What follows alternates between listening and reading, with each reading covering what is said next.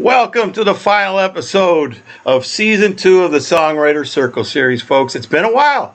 We haven't seen you in about a month. We had a few changes to the schedule, but we're here with one of the most exciting shows we've had thus far. It's been a fun ride. Season 1 was great. Season 2, for those people that are new, I know we got a lot of Willie Nile and Johnny Pisano and Stephen Stanley folks here. Oh, I see Evan's already working the comments. Good job, Ev. I wanted to kind of go over really quickly the purpose of the show, or the idea of the show, where we came up with the premise. For those of you not familiar with Light of Day, and I don't think there's many that aren't, we give our money. We raise money for cancer and Parkinson's through concerts. Unfortunately, this year it would have been Light of Day 12, Light of Day Canada 12.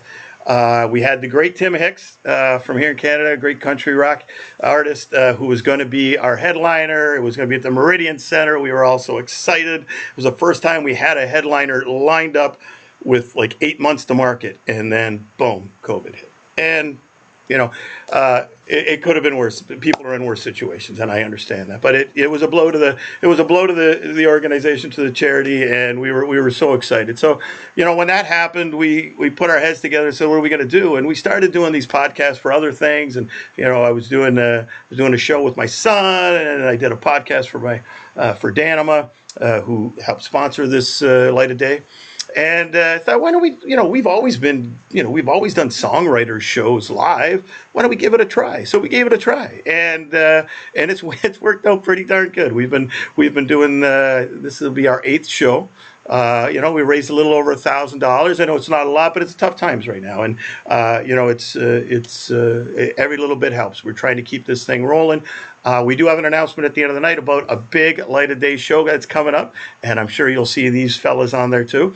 I just wanted to go over a few housekeeping things. I did already thank Danima Creative Group for the production of the show and for the design. Connor, my designer at work, is phenomenal. He does all the design work for all of our shows, actually. And we give our money to the Steve Ludzik Foundation for Parkinson's Rehab, and the Niagara Health Foundation Walker Family Cancer Clinic, which is a big cancer clinic here in the Niagara region, and many of us have been affected by that as well. So that's where our money normally goes.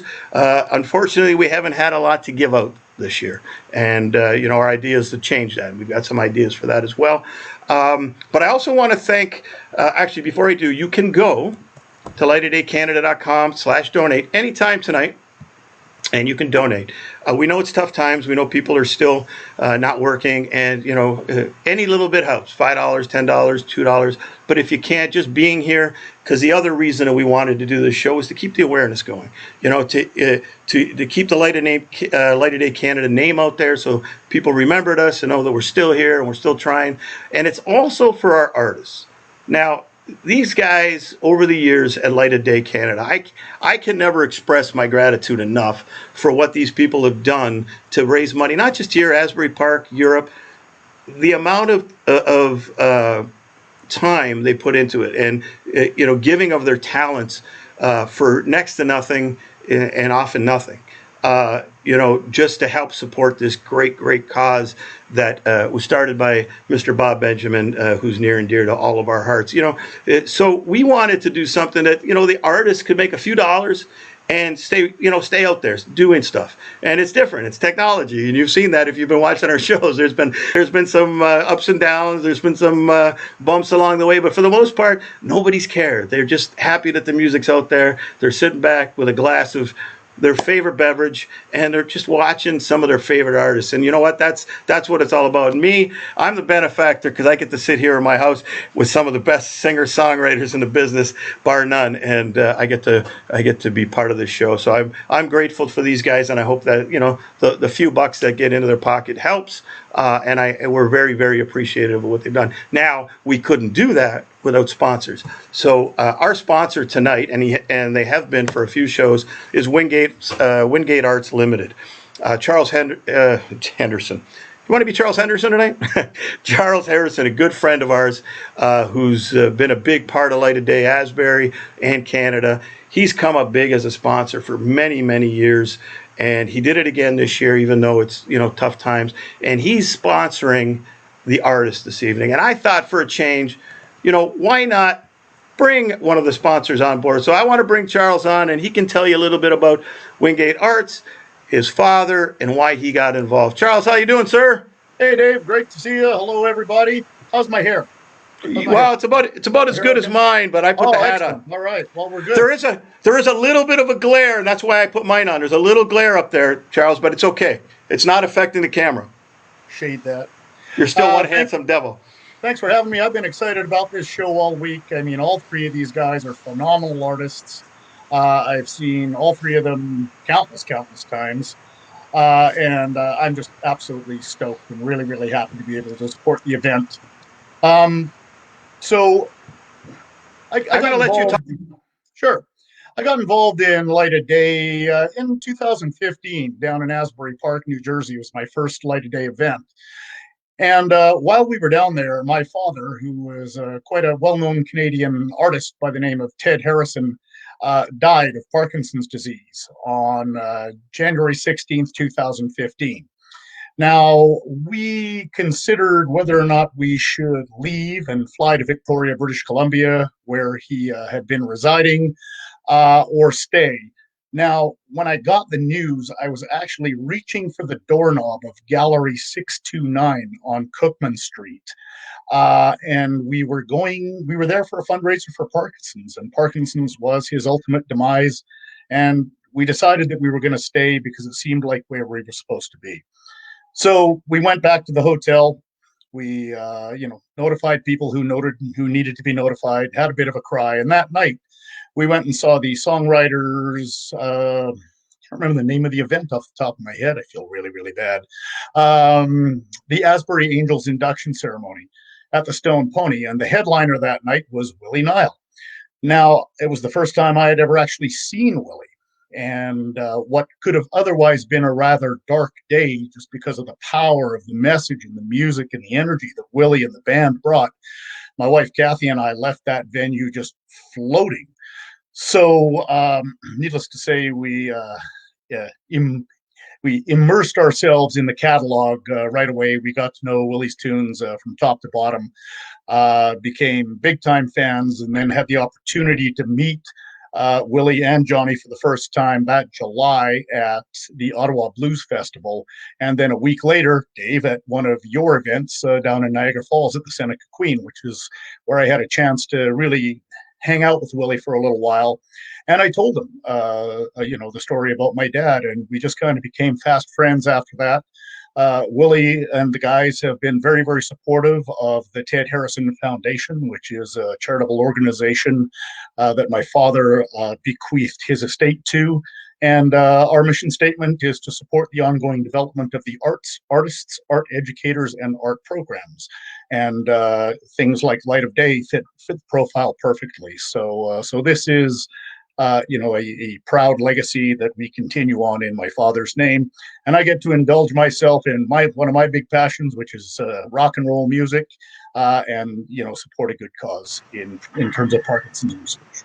Well, we truly appreciate it. And it's a wonderful story. I was there that year, and I was just getting to know you, and I remember the story being told that week, and I don't know if you told me or somebody else did, and it was touching. It was heart-wrenching, but it was touching, and I know your dad would be proud of all you're doing, Charles, and I thank you for your friendship. For those of you out there, Charles, myself, Gord, Hunter, and Sammy Grasso, and Jake Matheson, we got this little messenger group, and we're always chatting back and forth morning, noon, and night about music, and these guys here, Willie and Johnny and Steven and stuff. But we've all become really good friends, and I appreciate your friendship and all you do for Light of Day.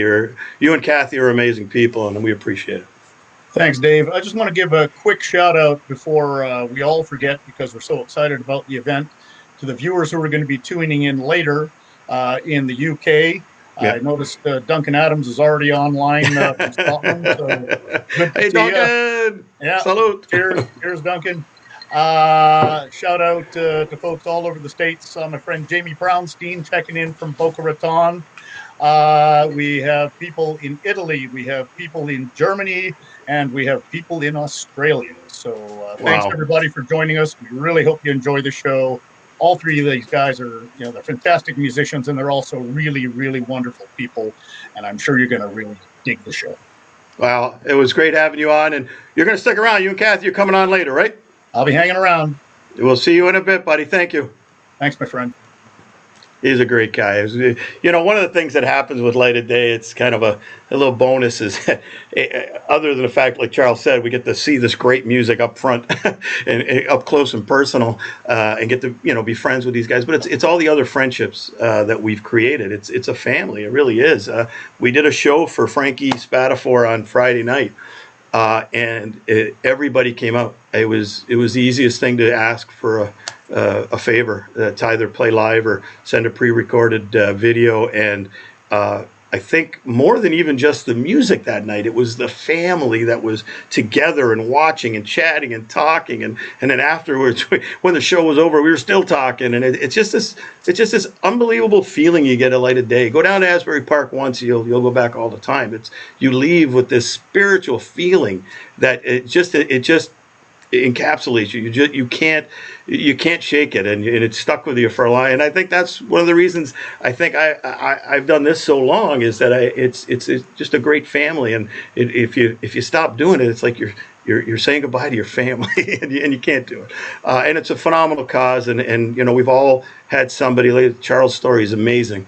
And we've all been had somebody that's either had Parkinson's, somebody that we know that's had Parkinson's, and then the cancer element that we've put into Light of Day Canada, because so many people around here have been affected by that, and around the world.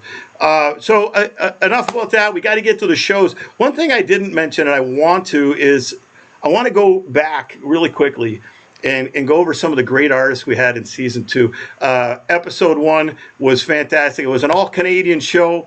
We had Anthony Abrascato, great singer-songwriter. We had Frankie Pietrangelo, one of the most versatile musicians and songwriters I've ever met. And Dave Rave from Teenage Head. That was a great, great show, a lot of fun. And then the next episode, we had one of the most talented people I know. He's 16 years old. He hails from New Jersey, Jake Thistle. He was fantastic. Ryan Lunn, a Niagara region singer-songwriter who's starting to really take off in Europe. He's doing great over there. And one of my favorite songwriters of all time, Ronnie LaSalle from Chicago. Ronnie's a good friend, but a great songwriter. And then my fanboy moment happened, episode 3. Marty Allen, great singer-songwriter from the Niagara region. Evan actually has opened up for his Johnny Cash tribute. It's fantastic. We love these girls from New Jersey, Strawberry Pie. But I'm a huge Poco fan. Poco and Bruce Springsteen when I grew up. That was it. And to have Rusty Young on the show was just incredible. And it was another epic night. And then tonight, you can't get much better than this. You've got Stephen Stanley, who I have become a huge fan quickly in the last couple weeks. He may be the first person to knock Letter to You by Bruce Springsteen off of my playlist, off of Spotify. I have not stopped listening to him. Johnny Pisano, who's been a great friend to us in Light of Day over the years, and the great Willie Nile. So, guys, you're in for an incredible, incredible show. I've been really looking forward to this. These guys, we had a great sound check. Everything went smoothly, and we'll knock on wood. Nothing's gone smoothly completely for a whole show, so I don't hold my breath, but it is the live interwebby thing that we're working with, and anything can happen. So sit back, enjoy the show. It's going to be a great, great time. I know I'm going to. I've got my scotch, and then for in between, water. I'm ready to go. I'm ready to kick back and enjoy this. Like I said, it's kind of a benefit that I get to sit back and listen to some great songwriters. So without further ado, our first songwriter, you may know him from The Lowest of the Low with Ronnie Hawkins. Or you may know him from the Stephen Stanley Band. Like I said just a few minutes ago, I recently got into Stephen. Charles has told me over the years, you got to listen to Stephen Stanley. You got to listen to him. There's so many great artists and only so much time. But I finally did it, and man, am I hooked. And he has a great album. It was released in 2017, but it's his latest album called Jimmy and the Moon. Go to Spotify, check it out, and then go buy it. Just listen to it and then go buy it. I always say listen to it first. We didn't have that when I was a DJ. We had to buy them and then we go, oh, that was a crappy album. This is a great album, and he's got a great live album too on there. I've become a big fan. Ladies and gentlemen, please welcome for the first time to a Light of Day event, Stephen Stanley. How are you, sir? Hey, how are you? Good, wow, good. I don't know how to get past that introduction. That's quite an introduction. Well, listen, what did I tell you in email today? Every once in a while, you find an artist. It happened to me back in the early 90s with John Hyatt, who I'd known but didn't really listen to him. I started listening to him. I got hooked. Todd Snyder, Peter Case. There's all these guys that were sitting there under the kind of under the radar, and then you hear them, you go, wow.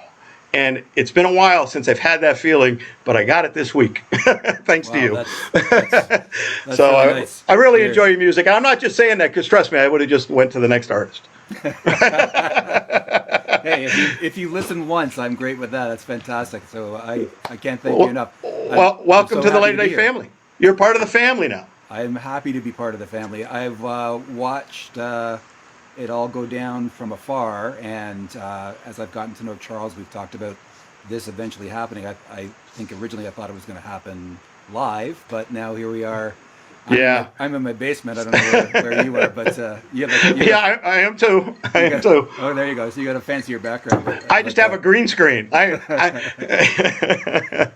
all. But you're part of the, as Joe Durso likes to call it, the familia. Where you're part of the familia now. Well, so, I mean, I've seen over the years. We have a mutual friend. I suspect you know Jeff Ross, the photographer.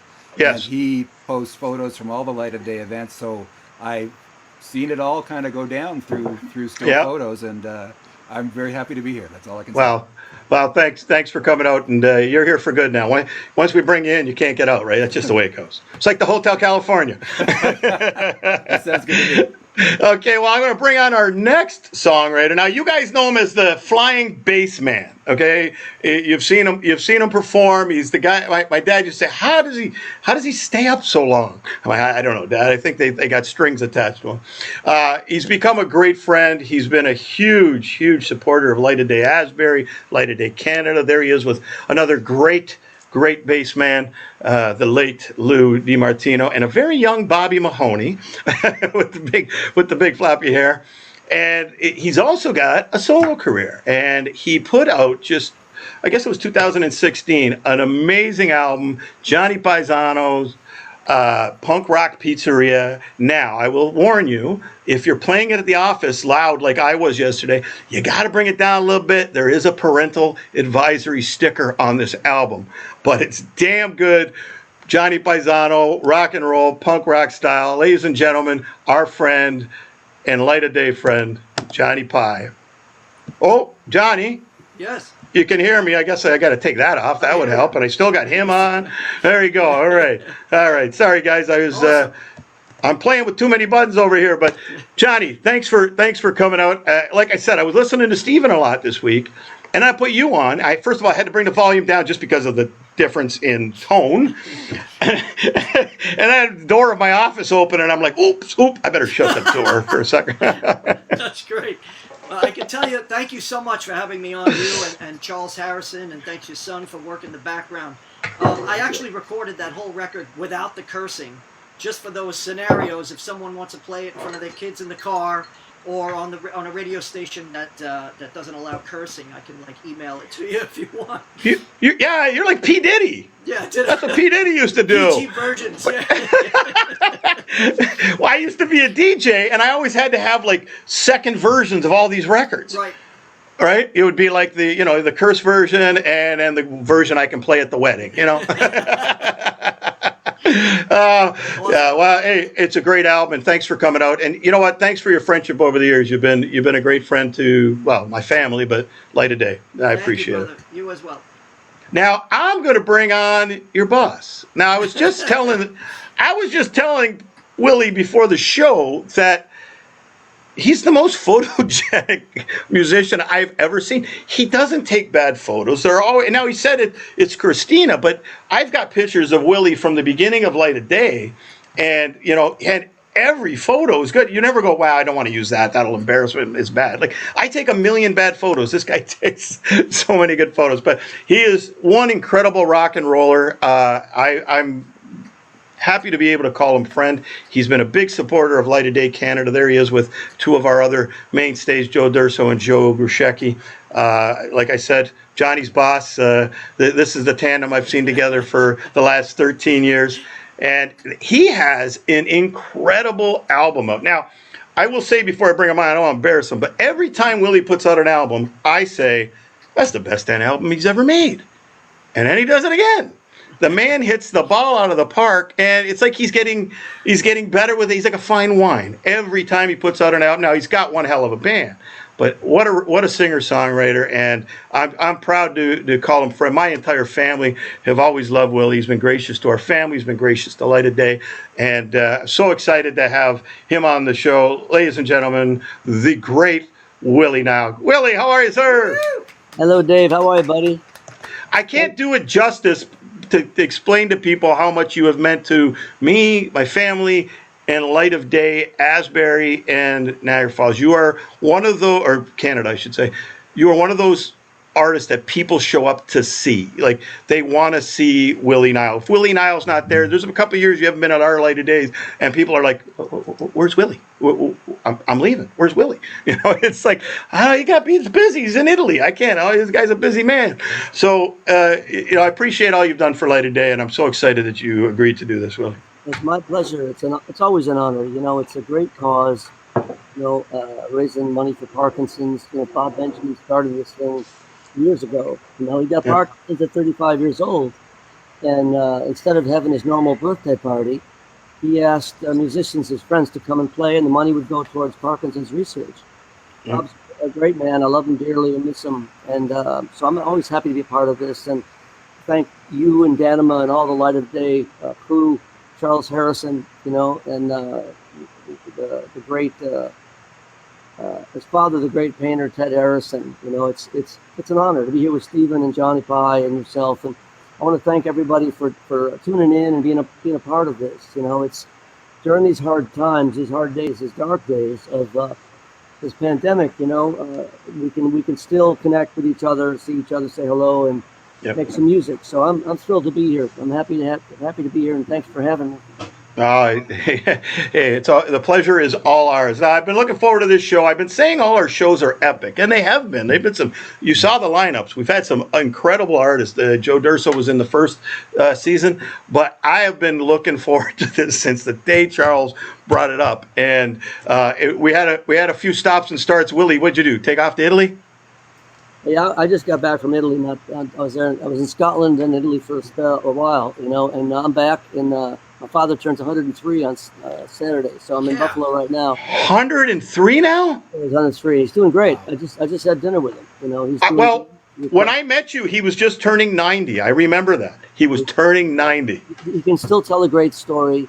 He's a man of character. He's a good-hearted guy, really good-hearted guy, and I love seeing him. So I just had a nice meal with him and my brother Joe. So I'm happy to be here with y'all, and thanks everybody for tuning in. Contribute money; it goes to a good place. My bookie keeps calling me saying, "Well, where's it go?" So, but Johnny, when I met Willie, I knew he was a good guy because I had to drive him back to Buffalo. Yeah, it was after a Light of Day show. It was a Sunday morning, and I drove him back to Buffalo, and we pull up to his house, and he's got a bag, I got a bag, and we walk into the house.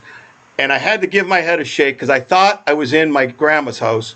There were crosses and statues, and I'm like, Irish Catholic, Italian Catholic. We're one and the same.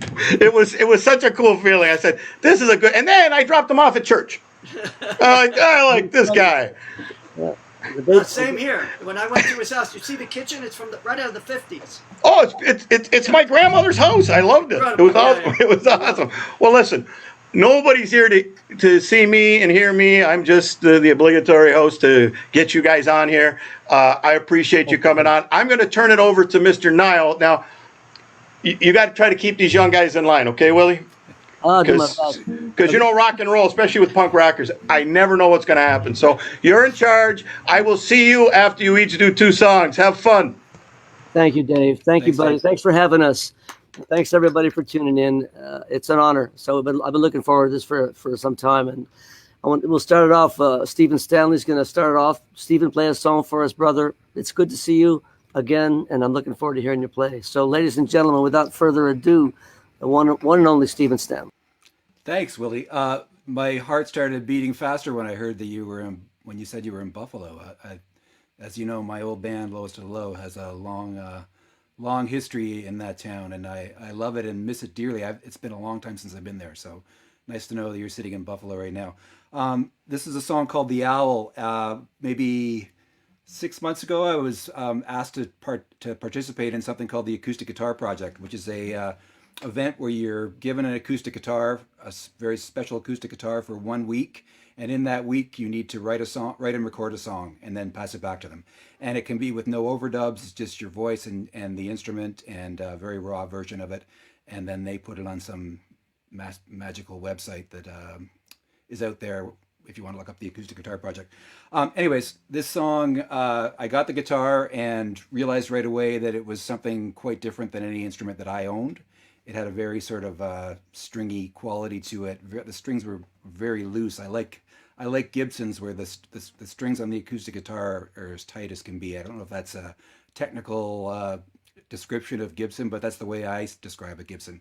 This particular guitar, the strings were nice and loose, and it struck me right away that I could do some finger picking on it. So I kind of played around with it for the first few days of the week, and then Thursday night sat down at my dining room table and wrote this entire song. Unfortunately, I just lost one of my closest friends, who was a storied Toronto DJ named Dave Bookman.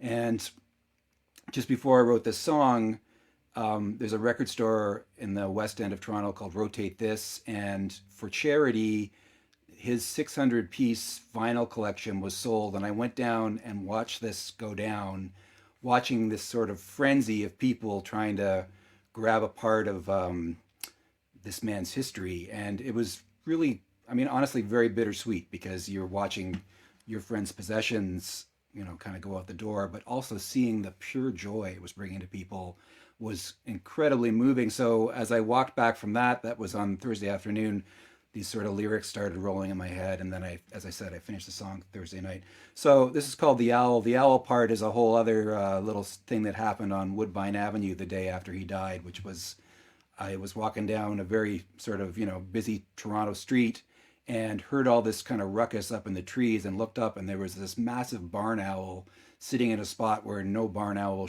should sit. And it was surrounded by a group in a circle of very small birds that were all yelling at it. I'm assuming yelling at it to get the hell out of their territory. Anyways, The Owl, this is it.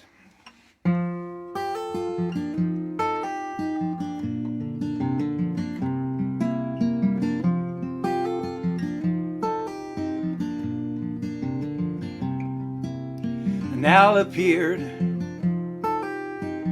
the day after you were gone, up by the bridge on Woodbine Avenue.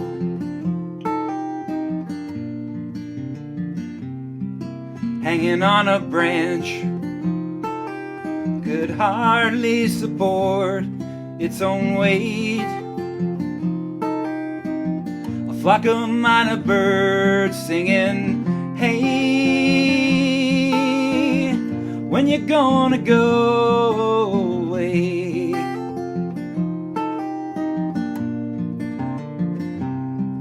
As I carried on, its old eyes followed my steps, and I couldn't catch my own breath. And that damn little voice in my head saying, did this have to be that day?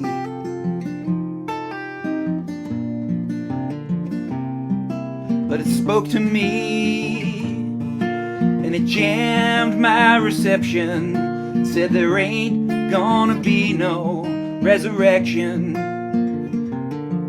And it carried on with just a hint of inflection, singing everything worth knowing is sitting in your record collection. Everything worth knowing is sitting in your record collection.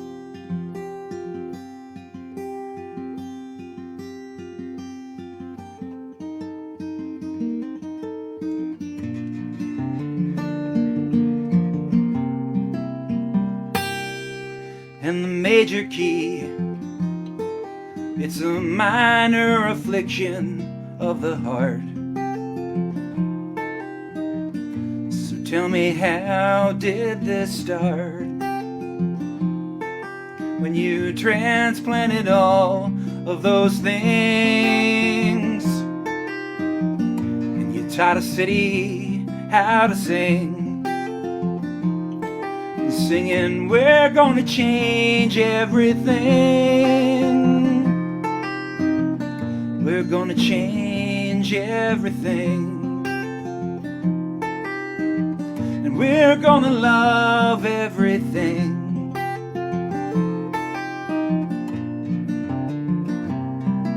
And it spoke to me as it jammed my reception and said there ain't gonna be no resurrection. And it carried on with just a hint of inflection, singing everything worth knowing is sitting in your record collection. Everything worth knowing is sitting in your record collection.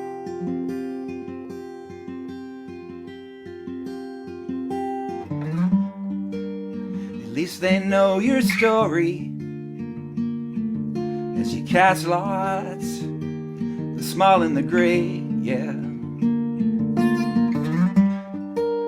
And in a blaze of glory, they spoke of you for 40 nights and 40 days, yeah. I don't know how to answer when you ask, how was your day? Sadness like a cancer spread so far, but let the music play. And everything worth knowing is sitting in your record collection. Everything worth knowing is sitting in your record collection. Everything worth knowing is sitting in your record collection. Everything worth knowing is hidden in your record collection. Yeah. Thank you. Yeah. Steven, Johnny. man, everything worth knowing is absolutely in your record collection, man. That is, no truer words have better spoken, brother. Thank you, great and song. I Damn. totally agree. And when you stumble on a phrase like that, it's kind of like, oh yeah, that makes totally sense. If people want to know me, they can just look through the records and Yeah, absolutely. see what it's all about. Want to know how I feel? Awesome, man. 100%. Who needs Twitter? How are you doing? I'm good. Yeah, I was just sitting here enjoying your song. I want to own that one. I need to own. Lovely. Now I need to own your whole collection. Well, that's an unrecorded song. That's a whole. Right. I got a whole record that I'm waiting to sort of do with the band once we can get back to a bit more normal times, and maybe sooner than later, hopefully. But that's, it starts to get frustrating when the songs start building up and you don't have anywhere to put them. But I'm quite happy with that one. Yeah, thanks. I hear you, man. Well, anyways, I'm going to turn it over to you because I can't wait to hear you play. We were supposed to, before the pandemic hit, we were supposed to do 4 shows together in Canada, in Ontario, and all in Ontario. And my band was just looking forward to it like you wouldn't believe. And then March 7th came around, and it was like, that's not happening. And it just shut down. Well, we did those 2 shows with you guys, and we loved it. That was our first time playing Town Ballroom in Buffalo. Oh, so I wasn't in the band anymore then. I left Lois Low in 2012. Right. And but that's that. I know you did some stuff with them, and Ron. Yeah, that was great. Ron's one of my greatest friends, and loves both you guys. So anyways, he's a good man. Yes, take it away then. I can't wait to hear you play. Thanks, man. Thank you so much. Like Steven, I'm going to play a bunch of songs that I don't have recorded that are not on that punk rock pizzeria record. Maybe a bit more, maybe a bit more serious or whatever. This first song, I actually wrote during the lockdown, I just got so frustrated and annoyed. We were staying in this apartment in an area of Manhattan where it's usually just crowded with people eating dinner or going to see shows, shopping. There's always cars 24/7. And you look out the window and it's literally a ghost town. And you go outside, and back then everybody's wearing gloves as well as masks. And in New York, if somebody tries to talk to you, it's just a thing we do. We just we don't want to talk to you because if some stranger comes up to you, they want something, and I don't want to give you whatever you want. It's usually like some kind of hustle. But this was a different kind of feeling when someone passed you in the street, and it's like you and them are the only ones in the street. They were literally afraid of you. People were scared of each other, and they would walk around. If they caught your eye, they would kind of avert their eyes, like, don't talk to me, don't talk to me. It was really, really crazy times. I was coining it zombie apocalypse because the only people that were out really were the homeless people, and they were kind of walking around like zombies. The other part of this was people in the news. I kept hearing how, this pandemic, it's just a government conspiracy. It's no more dangerous than the flu. We haven't, not more people die of the flu, la la la, and all this crap. Meanwhile, a month earlier, then I wrote this song about in the middle of March sometime. When I'm in Manhattan, my route home is 30th Street, and I take it to the FDR, Brooklyn Bridge, whatever. So on 30th Street and 3rd Avenue, there's a hospital. And usually, sometimes, whatever, there's an ambulance in the way and I got to go around, whatever. But this time, I pulled up to the red light, and I'm sitting there at the red light, and there is a giant 18-wheeler tractor-trailer truck this way, like a wall. And I'm like, wow, this is weird. What's this? And on this side of the truck, it said refrigerated container. And on this side of the truck, it said medical examiner. And it just hit me like a ton of bricks. I'm like, what? The hospital morgue is over capacity that much, where they're putting people's loved ones outside in refrigerated trucks? It just freaked me out so much. And it wasn't until weeks after that I actually heard about it on the news. And they showed it, but they didn't want to panic people too much, so they didn't show it that much. But there were also refrigerated trailers and trucks outside of funeral homes because everything was just overloaded with people's loved ones. It's really sad and really messed up. And then I'm hearing these people in, what was it, Lansing, Michigan, they were protesting this whole thing. No one's wearing a mask, and someone's licking the glass and pounding on the city hall windows. Glass is a famous photo. So I don't know. One day I woke up and I just wrote this. It's I won't give up the fight. Kind of goes like this. If I can't screw this up, because I'm not. Guitar is my second instrument, as you guys might know.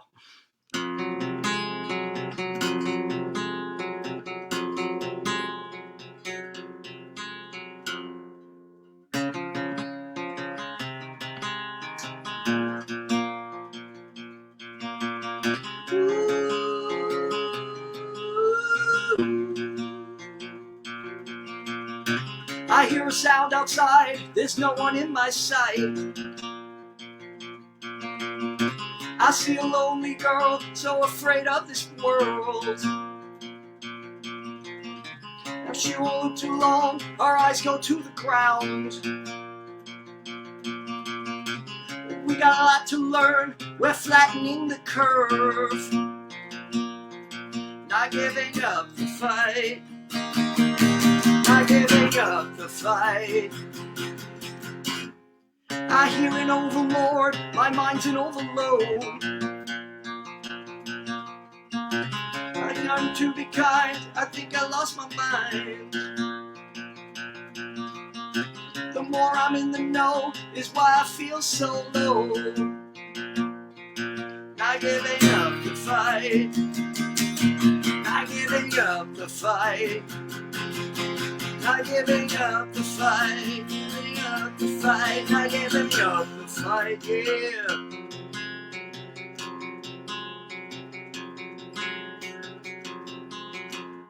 The morgues are overrun, the bodies piling up. The trucks are parked outside, the ice will keep them cold. Some moron's telling me, hey bud, this ain't so bad. Yo bud, you're looking ill, now do you think it's real? Not giving up the fight, not giving up the fight.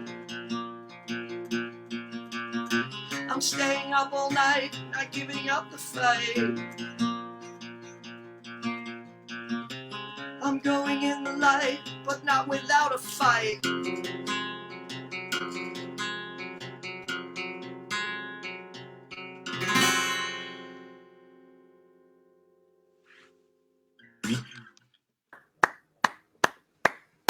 Thanks, buddy.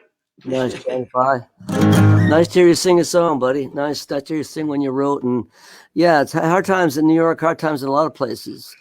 And my feeling is there's hard times come and go. And I think our job is as citizens, as people on the planet, is to try to pick each other up as best we can. And Charles asked me to sing this song. Charles Harrison, my dear buddy. This is a song called "This Is Our Time," and we're all live now. And these are tough times. It's dark. You can't go to shows. You can't play shows. But let's just hang in there. We'll get through this. We'll get through this like people have gotten through other hard times in the past. And I just refuse to. I do my best anyway. This is called "This Is Our Time," and this is our place, and this is our moment in the human race. So for Charles Harrison and Kathy Harrison. 2, 3, 4.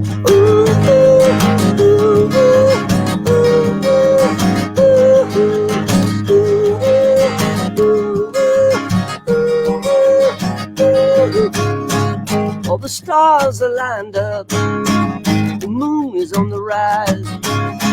There's a train in the station, there's a fire in your eye.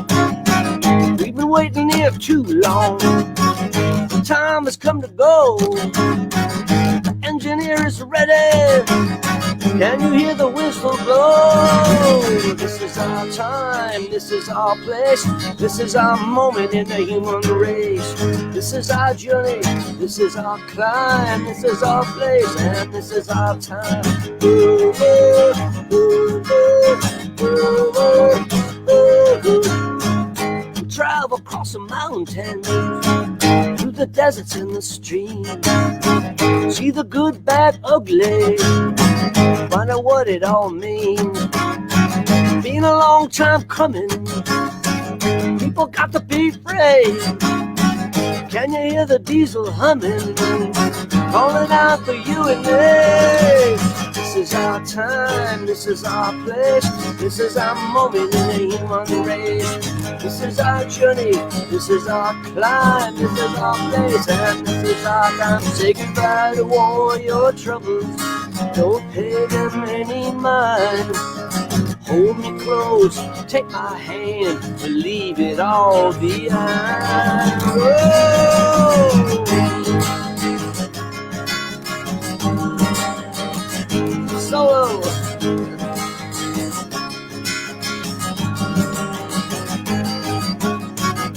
You don't need a ticket, there's nothing to declare. The time has come to stand up for people everywhere. This is our time, this is our place, this is our moment in the human race. This is our journey, this is our climb, this is our place, this is our time. Can you feel the power? Can you feel the drive? Can you feel the feeling that it's good to be alive? This is our time, this is our place, this is our moment in the human race. Ooh, ooh, ooh, ooh, ooh, ooh, ooh, ooh.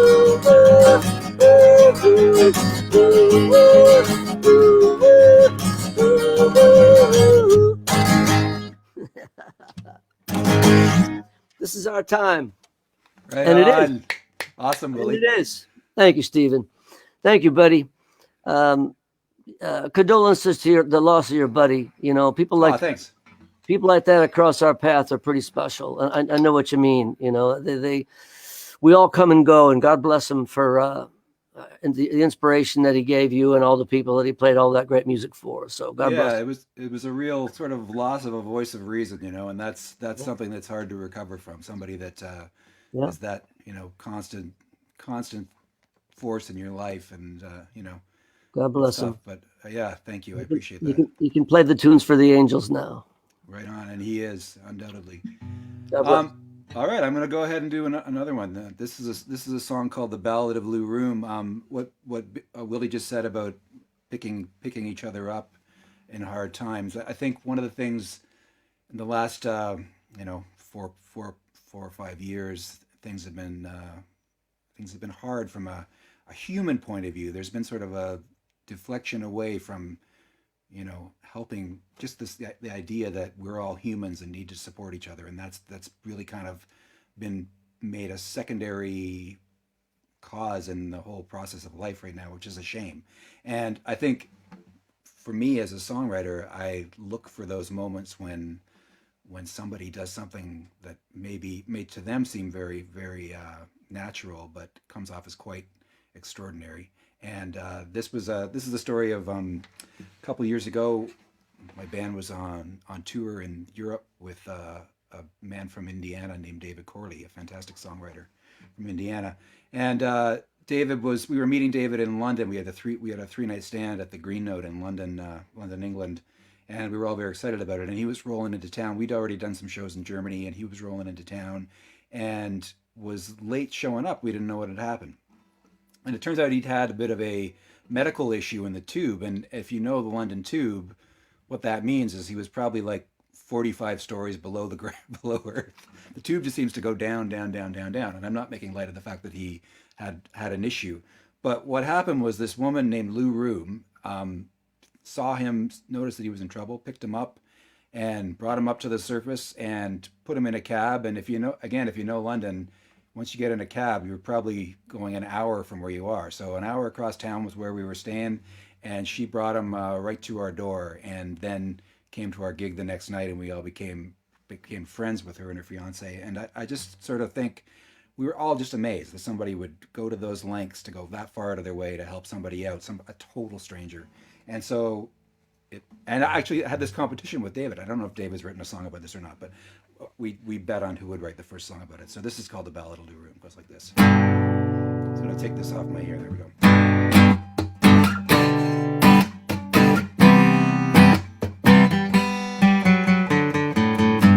Yeah, David brought an angel to the doorway of our flat, but I mistook her for a lover, and I said, well, we ain't got no room here for that.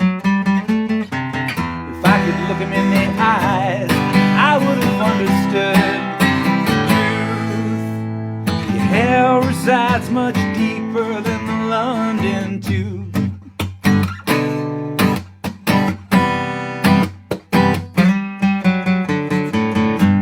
When I first met Lou Room, I said, well, she'll never hear this song.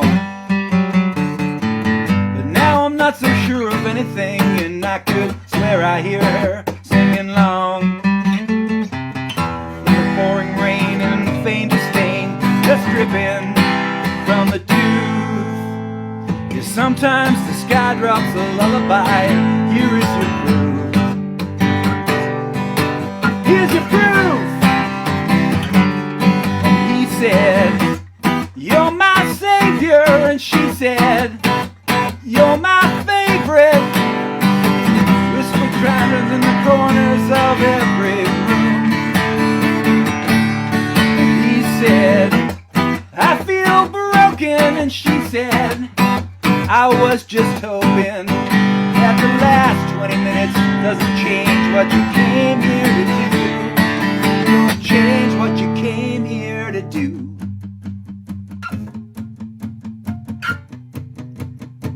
What you came here for.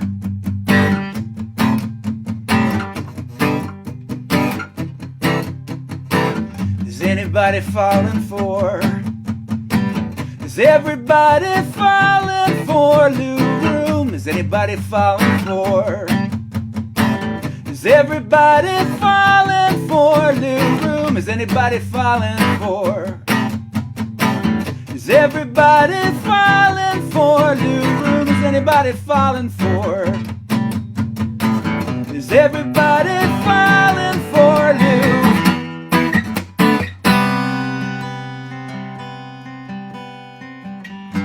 In a green room deep in Camden Town, on the cusp of a mercurial night, and we were struck with fear the night before, but somehow something this time, well, it just seemed right. When the doorway by the stairs pushed open, he smiled. Guess what? I lost a bet. Sometimes you settle for nothing. Sometimes you settle for nothing. Sometimes you settle for nothing. You end up with the best.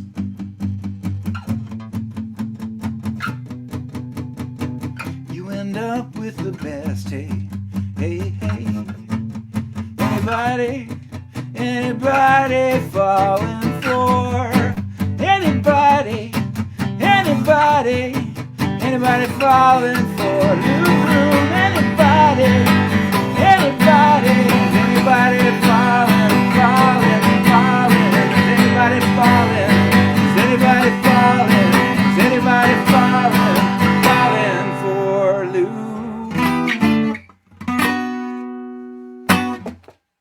Thank you. Thanks. That was beautiful, man. Thank you, Johnny. Yeah, I got a friend of mine that he's a transit, train driver in New York. Right. He says there's so many things that go on that never hit the news that are pretty crazy. People get into trouble down there, and it's a whole other city down there. Especially when you're talking. Well, in New York and London are very similar. There's just so much of a network, and I know going to New York and then just sort of doing all the walking between the stations and trains. It's like, in London, sometimes you got to walk like a mile from one stop to the next. You go one way and then you come back the other way and then you go the other way. It's amazing. But once in a while, you look down at the tracks and you see a rat dragging a slice of pizza or something. Yeah, it's pretty cool, man. What do you got? What do you got next? What do you got? What do you got? What do you got? So, I actually do. I have a song, another song that this one, believe it or not, I wrote it probably 2005 and recorded it with Don DeLego in his studio up in Pennsylvania, the Poconos, which is now called Velvet Elk Studios. And he was a good guy to help me out to record it. And back then, there was no Facebook. We had MySpace. So I actually released this on my MySpace page. And it's never been released anywhere else. But who knows? Maybe one day, we'll get in a studio and get to record these songs and release them on Spotify so everybody can hear them. So this song's kind of more about family. It's a song about my niece. When my niece turned 16, I realized, I was like, wow, man, 16 years have gone by. Where have I been?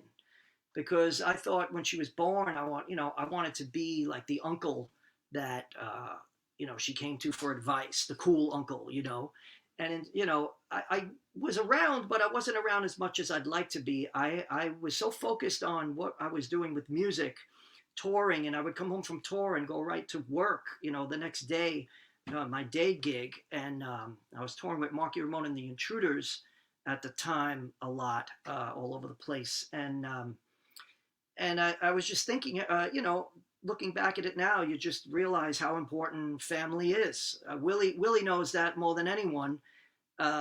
He's got an amazing family, and they're really super close.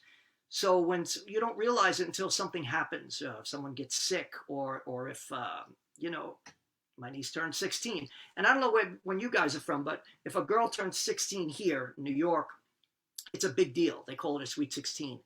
They rent a hall, like a wedding hall, and people come dressed like they're going to a wedding. And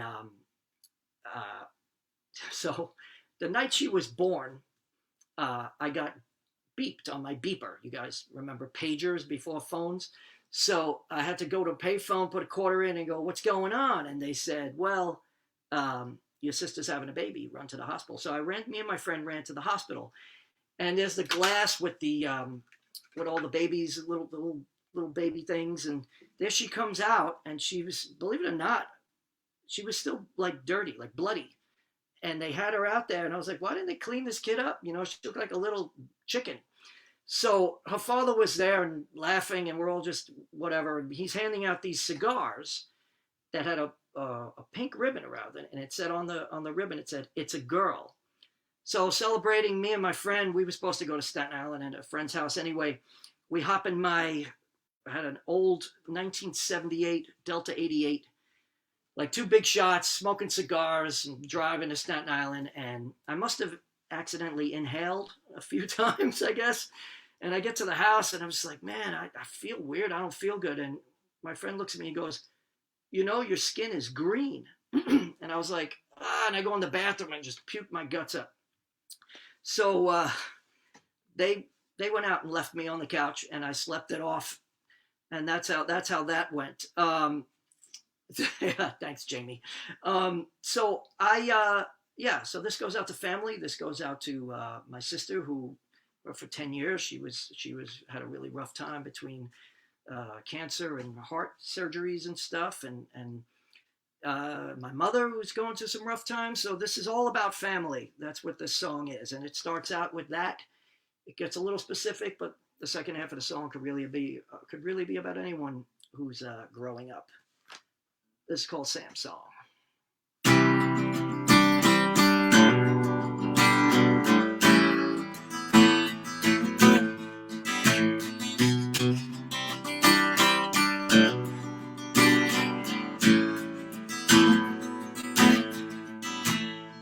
16 in a row, I remember them all. I turned green, threw up on a cigar that said it's a girl.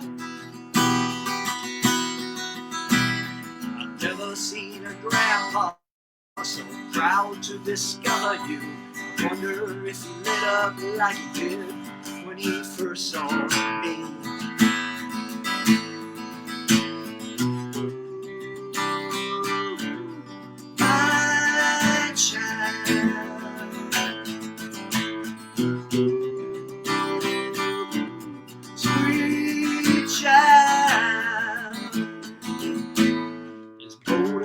The water with eyes like your father.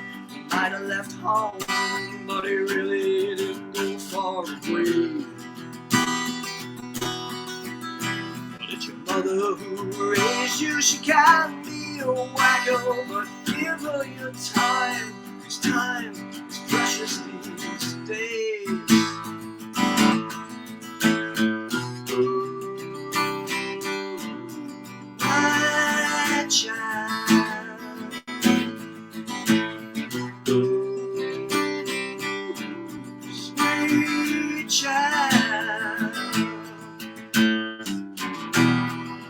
Still a teen, caught in between, growing up, falling down. I've been young before. I'll show you the door if you need it.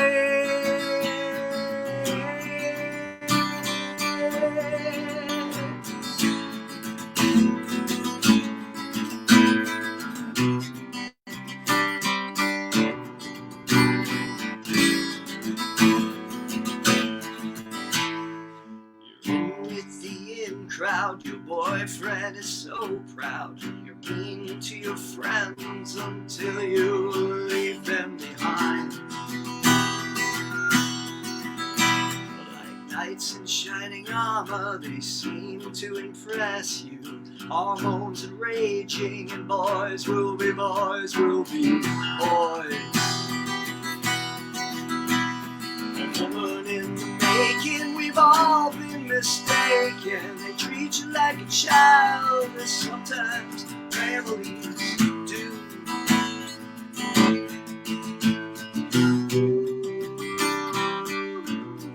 My child,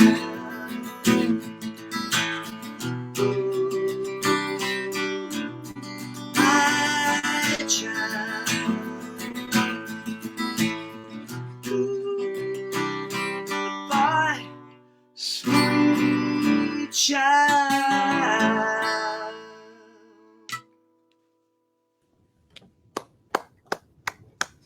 buddy. Yeah, man. Nice, Johnny Pie. Nice, Johnny Pie. It's a sweet thought, you know, to want to get closer to your niece and to be part of her life. That's the kind of thing, you know, we're all busy, you know, and it's just part of life, and it's not great being so busy. You know, the occasional text, you know, you could drop her a line, hey, how you doing? I'm here, blah, blah, blah, thinking about you. You'd be surprised how just, you know, a message here, a phone call there can help that happen, because she's 16 now, but she'll be 21 sooner than you think. Oh no, she's actually 30 something now. like I said, she was 16 then. Well, there you go. No, we do text a lot of jokes often back and forth. Yeah. Well, she's 30 now. No one can influence family more than you, buddy. You and your family are amazing together. I've been lucky. I got happy to be back in Buffalo visiting the family. Anyway, this is a song I'm going to play now. It's off of an album called Places I've Never Been. I haven't played this song in years, and I'm not sure what made me think of pulling it out, but it's called Everybody Needs a Hammer. When we recorded this, a couple of my kids were in the studio, and on the recording, they're all giggling and laughing and singing, and it was good fun. Anyway, everybody needs a hammer, because everybody does. Anyway. Everybody needs a hammer. Everybody needs a nail. Everybody gotta go let off steam when the water boils out of the pail. Everybody needs redemption. Everybody needs a break. So if you're feeling low, wanna go get a hammer for heaven's sake. Well, sometimes you get lonely. Sometimes you get blue. Sometimes you wake in the middle of the night and feel the whole world down on you. Sometimes things get heavy. Sometimes you're filled with doubt. Well, when that's true, if it happens to you, get a hammer and let it all out. Everybody needs a hammer. Everybody needs a nail. Everybody gotta go let off steam when the water boils out of the pail. Everybody needs redemption. Everybody needs a break. If you're feeling low and got nowhere to go, get a hammer for heaven's sake. You may be a rich man. You may be a bum. You may be some big shot on your way to kingdom come. You could be a guru hanging out with a porno star. Well, sometimes you want to explode no matter who you are. That's why everybody needs a hammer. Everybody needs a nail. Everybody gotta go let off steam when the water boils out of the pail. Everybody needs redemption. Everybody needs a break. So if you're feeling low and got nowhere to go, get a hammer for heaven's sake. Can you talk? Do you stammer? Are you bored? Need some drama? Forget the style, leave the glamour. Get yourself a great big hammer. Woohoo!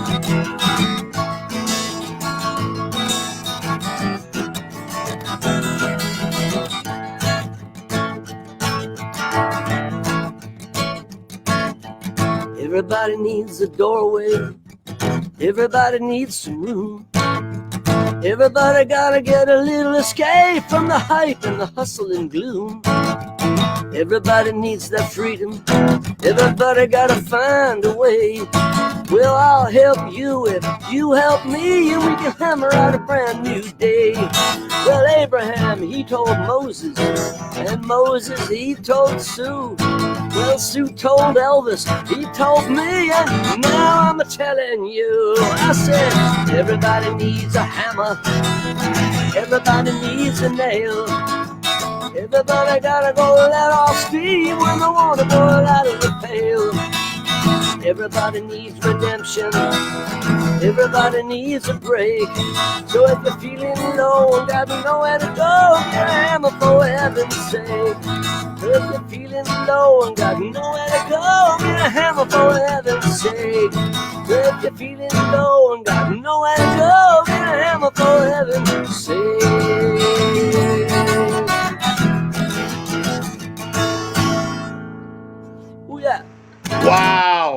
thanks for pulling that one out of the. Oh man, that was great. That was fantastic. Thank you, Dave.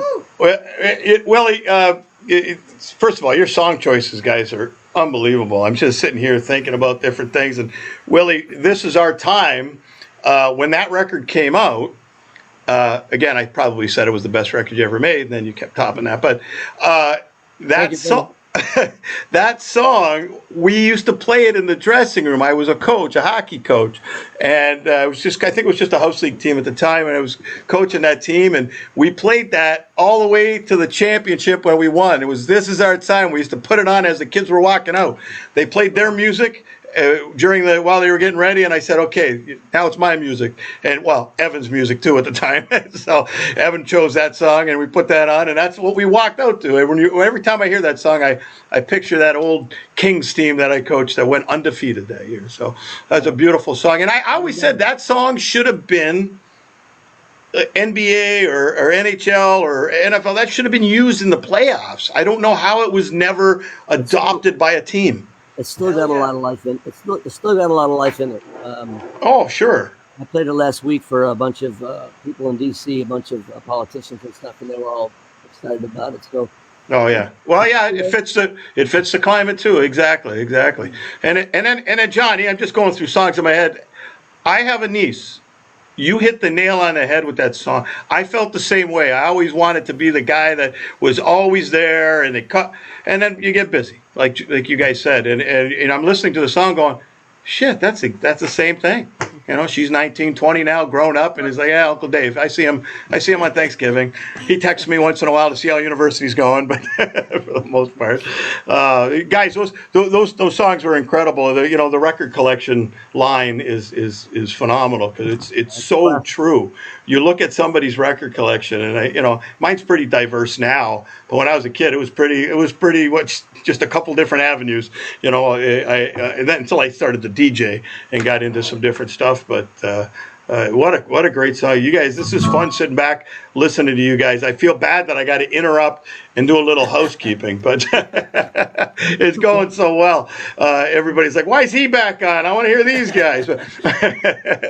Actually, short story. I saw Brian Fallon. I was telling you guys earlier. I saw Brian Fallon on a great show last night, and it was called Drinks with the Band. I think that's what it's called. I know Steven has seen the show. And it was the talking.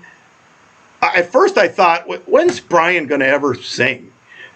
But they kept talking, and he was telling such great stories. Me and Evan looked at each other and went, I don't care if he even sings at all. Just keep telling stories. And he played 3 songs in 1 hour, and all the rest were just great stories that you never hear anywhere else. And so your stories, guys, have been fantastic. And I know everybody out there, and we have a lot of people in Facebook land watching, by the way. This may be the most viewed show we've had. So, Duncan's going to bed and across the ocean. Duncan, sleep well, brother. Thanks for being here. But I want to tell everybody out there that's watching, if you do get a chance, and you could you head over to lightofdaycanada.com/donate.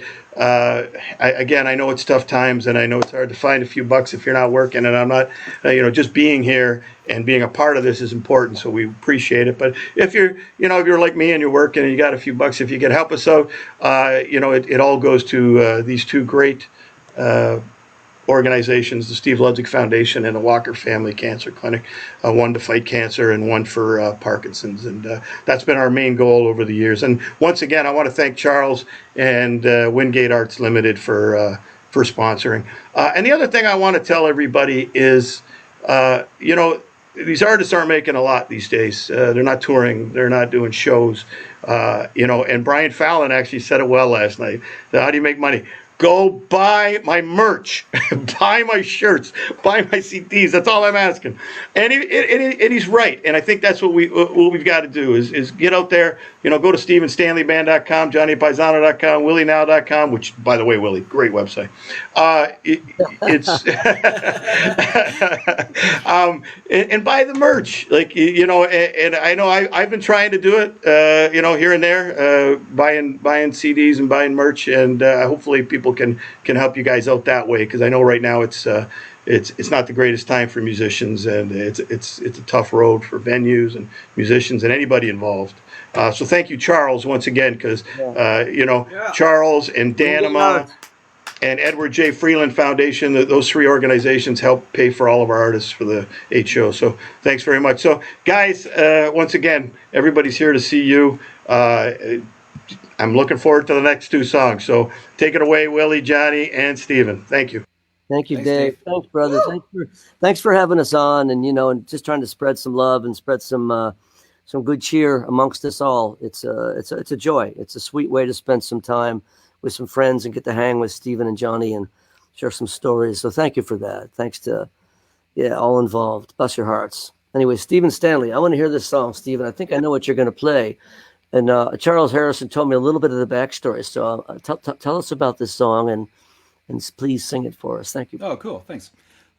This is a song called Under the Minor Bird, and this is I'll carry on with Johnny's theme of family, because I guess this is on the album Jimmy and the Moon, and I guess it's more than that now. So I guess 3 or 4 years ago, my uncle told me a story about my grandfather, and I'd never met my grandfather.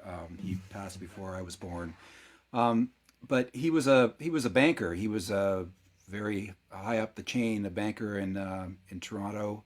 Had come to Canada from Ireland and got himself a job and raised my dad and three siblings, and was quite suddenly diagnosed with terminal cancer, and he had very little time left. I think they told him he had 9 months. I think he lived for 8 months, I think was the way it all turned out.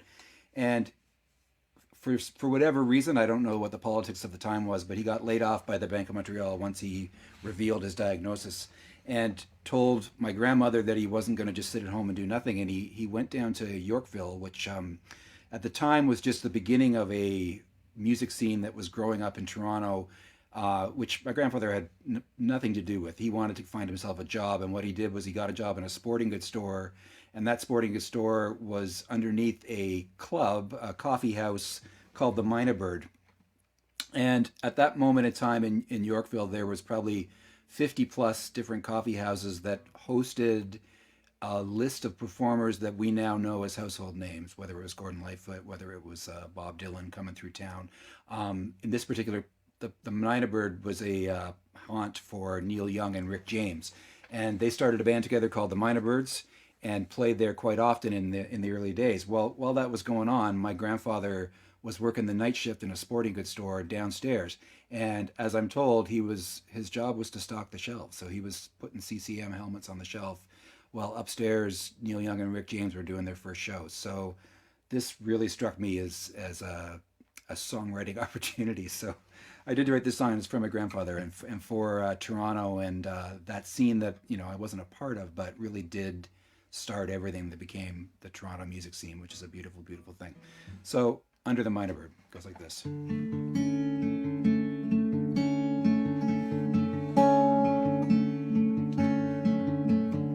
He wasn't busy being born. He didn't want to stay at home. But things were moving faster than the days were flying by. It seemed like a disaster.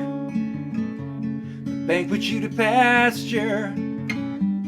Came up with a new plan in the blinking of an eye. Took a job as a stock boy in a sporting goods store. The shutting it down wasn't something you were made for. Spent your last days under the Minor Bird. More than a memory fades under the Minor Bird. Spent your last days under the Minor Bird. Didn't know the trail you'd blazed. Naked singer sings a funeral song. The go-go dancers dance along in a glass box gimmick, hanging out over Yorkville's avenues. Yeah, Neil Young and Rick James played there, then they stole the name. Long before the Super Freak and the Buffalo Springfield. The scene was blowing up as you were breaking down. And I gotta think you must have stopped and listened to that sound, that sound, that sound, that sound. Spent your last days under the minor bird, more than a memory fades under the minor bird.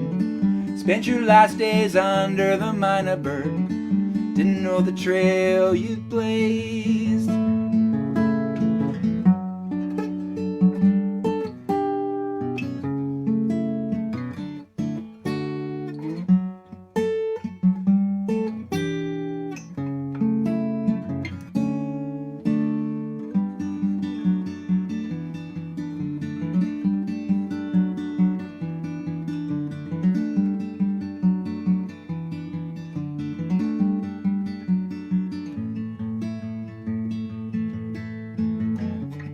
Hope you weren't like Syllaps, this truncheon army gas mask filling wagons with the voices of a city being born. And I like to think you heard something, even just the floorboards thumping after hours in the basement, filling shelves down in the store. The scene was blowing up as you were breaking down, and I gotta think he must have stopped and listened to that sound. Spent your last days under the minor bird, more than a memory fades under the minor bird. Spent your last days under the minor bird, didn't know the trail you'd blazed. Stop, hey, and what's that sound? Everybody look what's going down. Stop, hey, and what's that sound? Everybody look what's going down.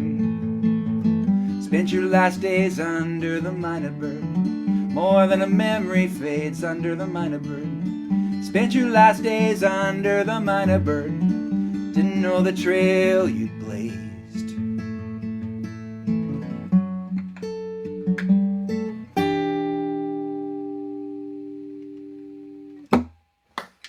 Beautiful. Thank you. Beautiful Thanks, song, Willie. Stephen. Beautiful. Oh, Thank thanks you. very much. Thanks. God bless your grandfather. Yeah. Johnny Pie. Johnny Pie still here? Here.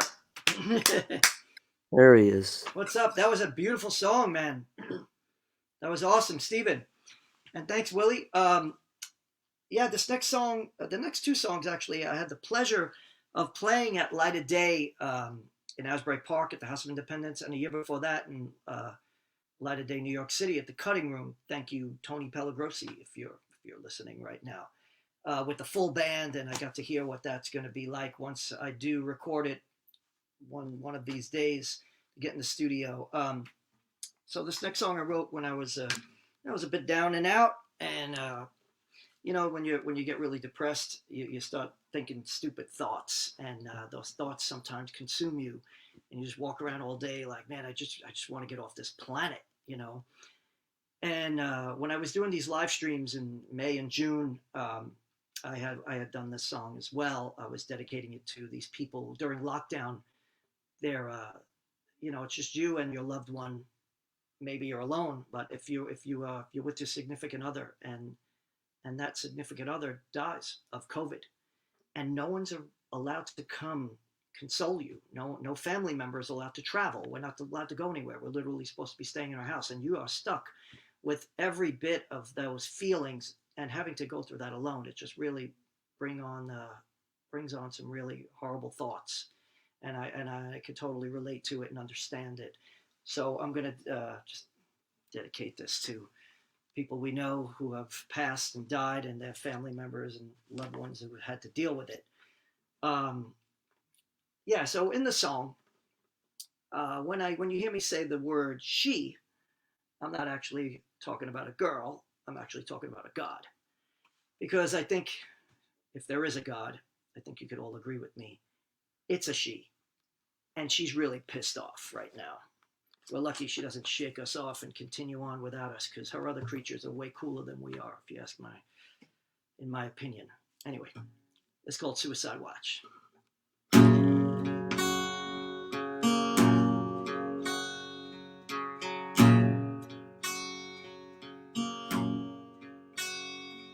I need to talk to somebody. I need to roll with someone. I need a place to go where I'm not alone. I've got friends to see to ease my pain. It's not enough to trick my brain. No, now I don't need a reason to get back home. I just wanna hear your voice on the telephone. Yeah, on the telephone.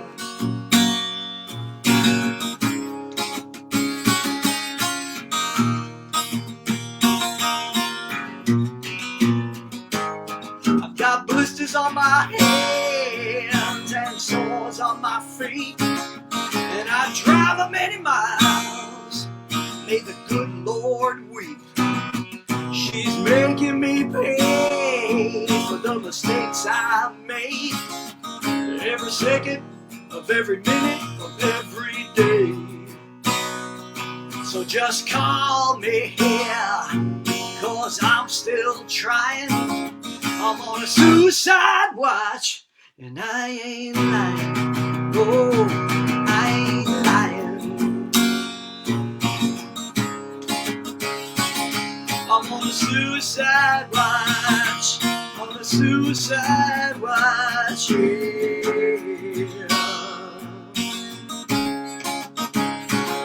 I'm on a suicide watch, on a suicide watch.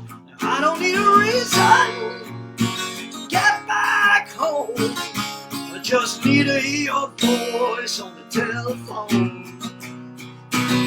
She's making me pay for the mistakes I made, every second of every minute of every day.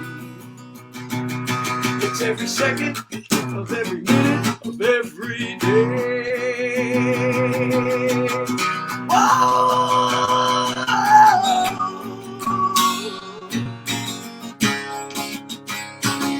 On a suicide watch, on a suicide watch, yeah.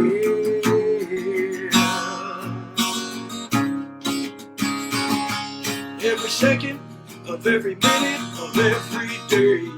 Oh, on a suicide watch, on a suicide watch, every second of every minute of every day.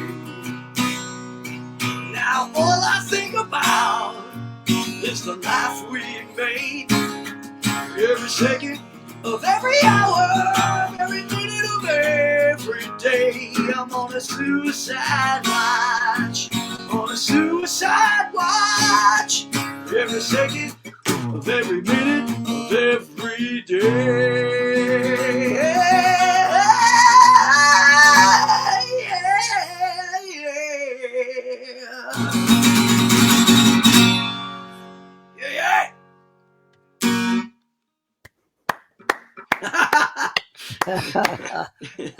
Jumping Johnny Pie. Way to go, brother.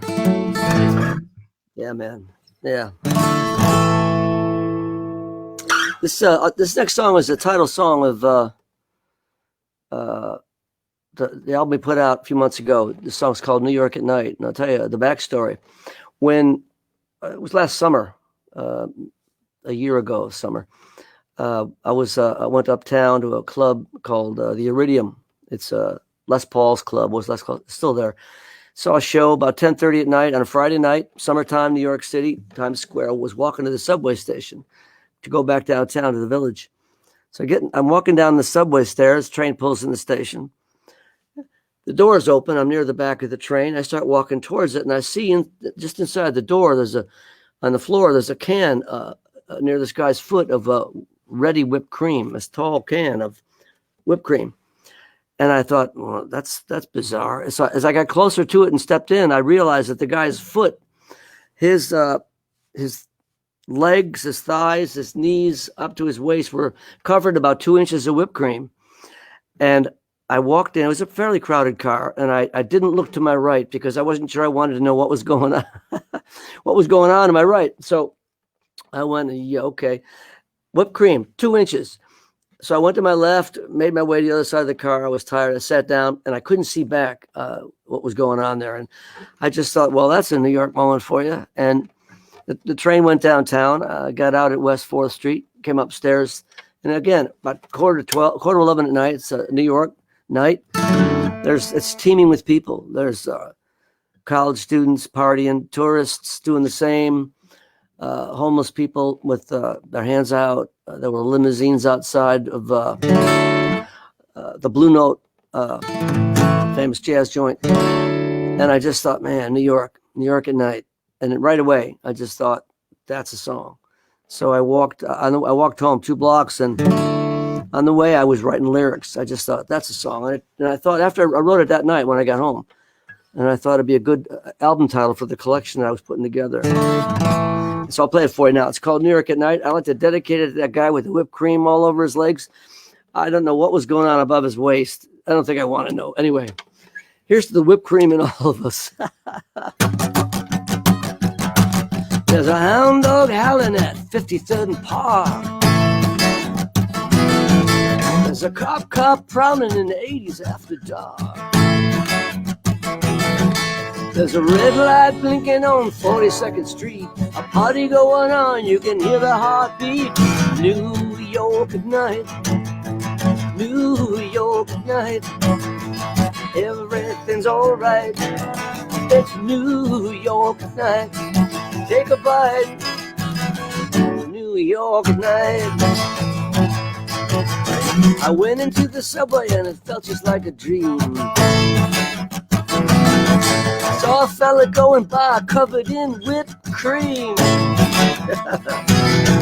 Take a train to Grand Central or an overcrowded bus. There's room on any corner for every one of us. New York at night. New York at night. Come on, see the light. It's New York at night. Take a bite. New York at night. Whoa. Electricity is flowing when the sun goes down. There are joints that are jumping all over this town. The city calls out like a freedom song. If you're feeling blue, you won't be for long. New York at night. New York at night. Everything's alright, 'cause it's New York at night. Take a bite. New York at night. Yeah, come on, people. Na, na, na, na. Guitar solo. There's a rave going down on the Upper West Side. There's a taxi uptown that'll take you for a ride. It's Technicolor in black and white when you're out on the streets of the city at night. New York at night. New York at night. Everything's alright. It's New York at night. Take a bite. New York at night. Yeah, yeah, yeah. New York at night. New York at night. Come on, see the light. It's New York at night. Take a bite of New York. See the light in New York. It's alright. New York at night. Hey.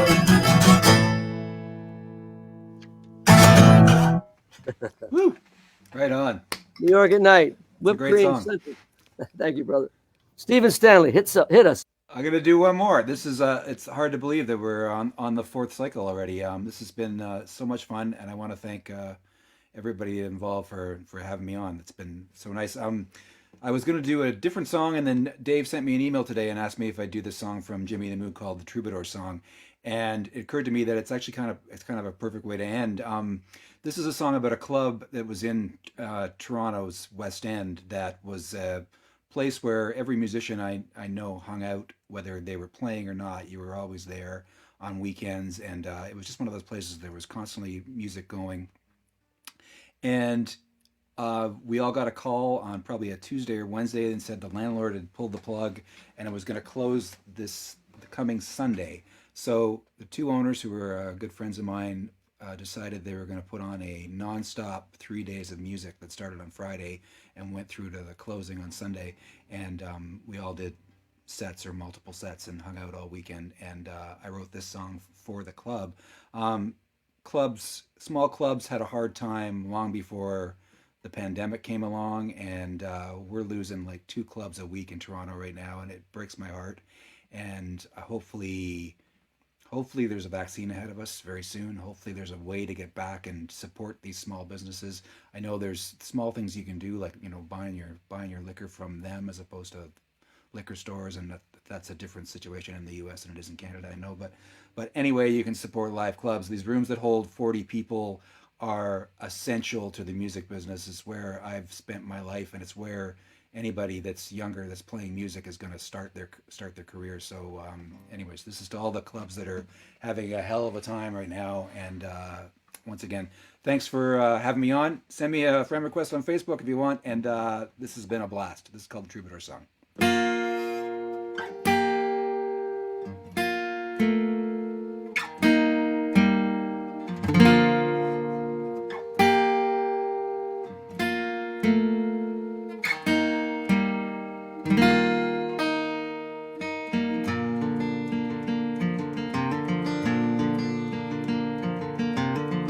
When I first heard Alan play the dust of Beijing,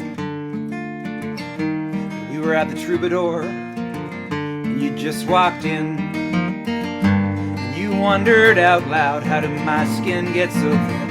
And there's so much hidden in that song.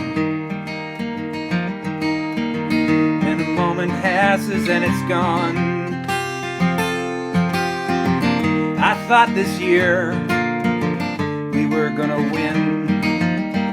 Now it seems so many things are coming to an end.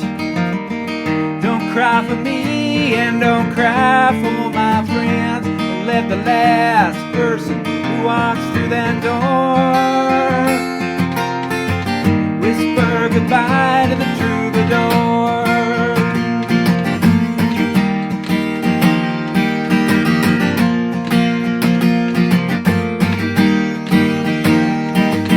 Last time that I stood next to her up on these boards, yeah, I never really figured out what she was looking for.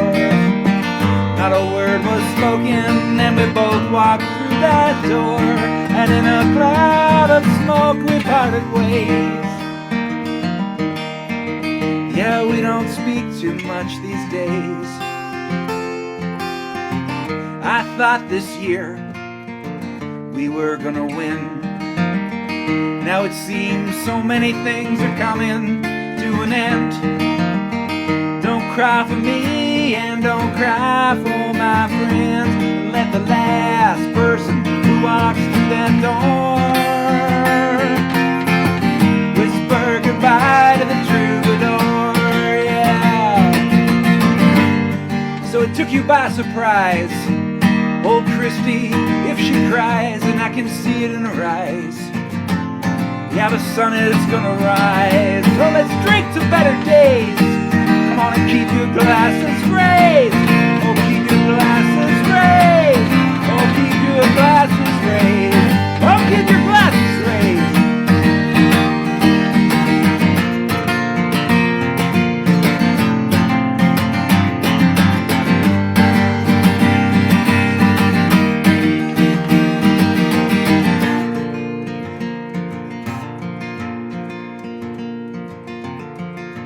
Michael O'Grady, please pour another round.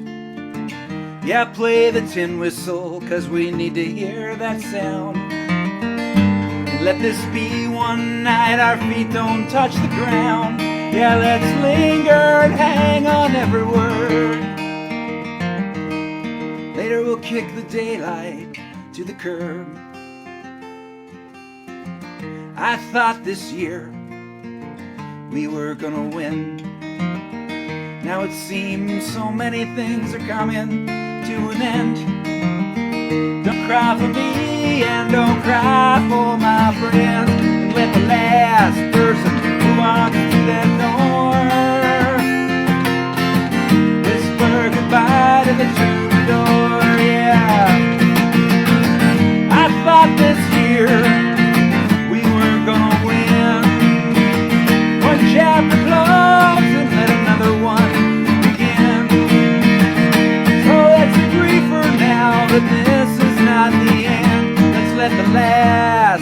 person who walks through that door. Whisper goodbye to the troubadour.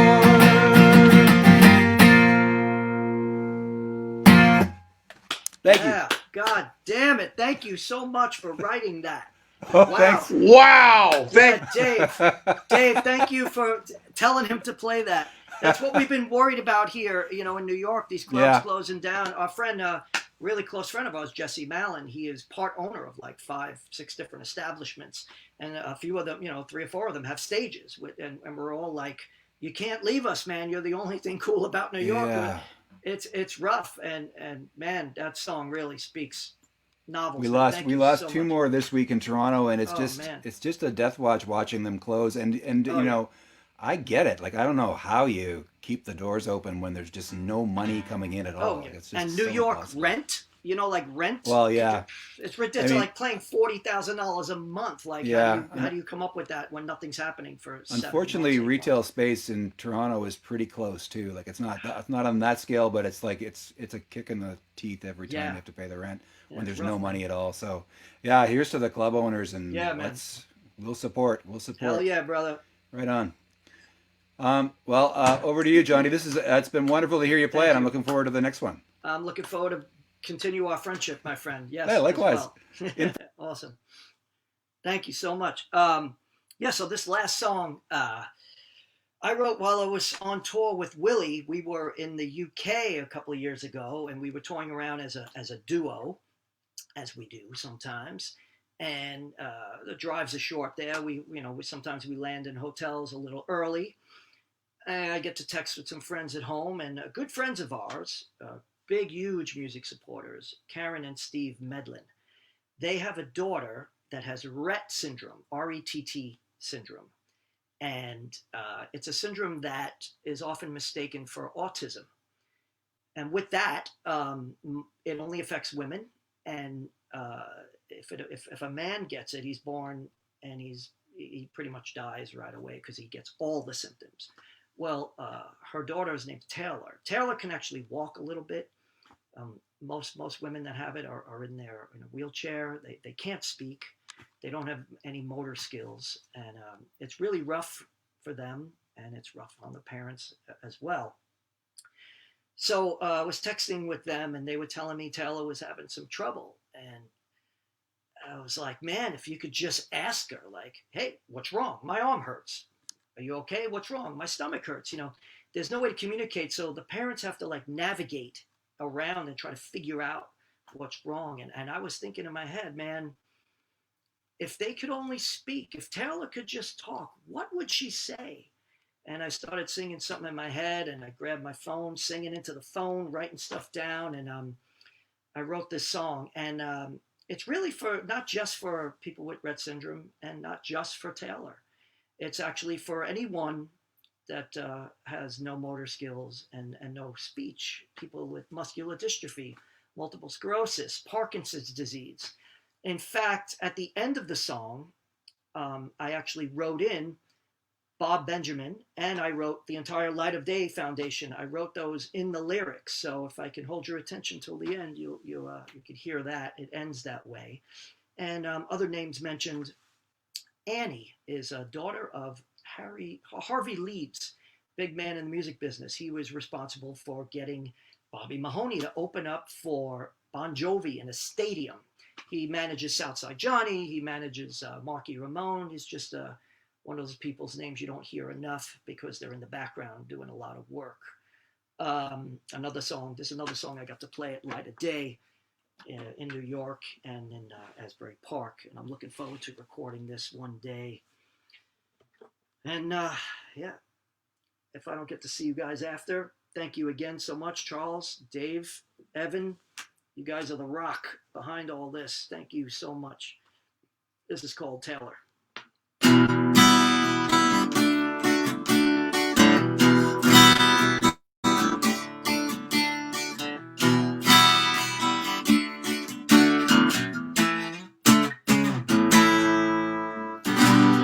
Move my legs, I run right to you. If I could use my arms, I swear I'd hug you. If I formed the words, I'd say thanks for all you've done. You know it ain't no fun. I'm trapped in here, it's kinda like a prison. Taylor says she's dreaming, she's going on believing that someone finds a way to keep her going. Taylor said she's alright and said she's feeling fine. Take a little time, look in her eyes. When you stroke my hair, I feel your patience. Then I lose control and I can't help it. It's what you see in me. It's unconditional. It's all emotional. I only wish that I can let you know.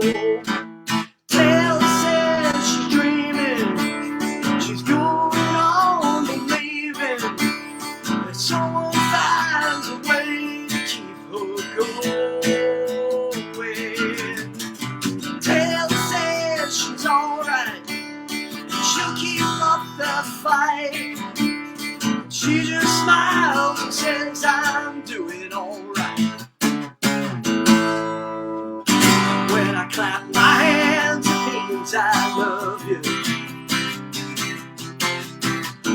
When I tap your arm, I want to know you.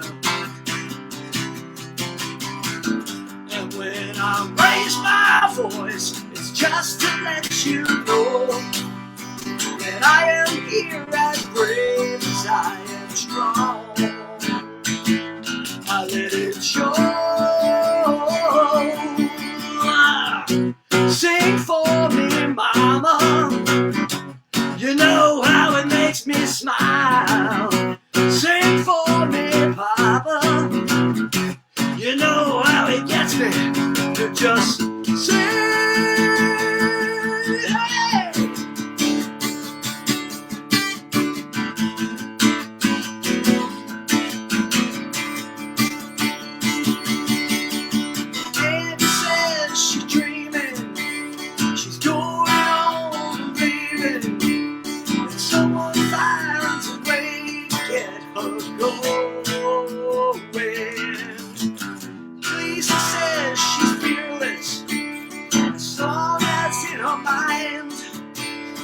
Try to find a way to a better life.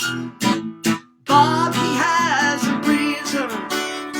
He won't be defeated. 'Cause the light of day, it shines on in his eyes.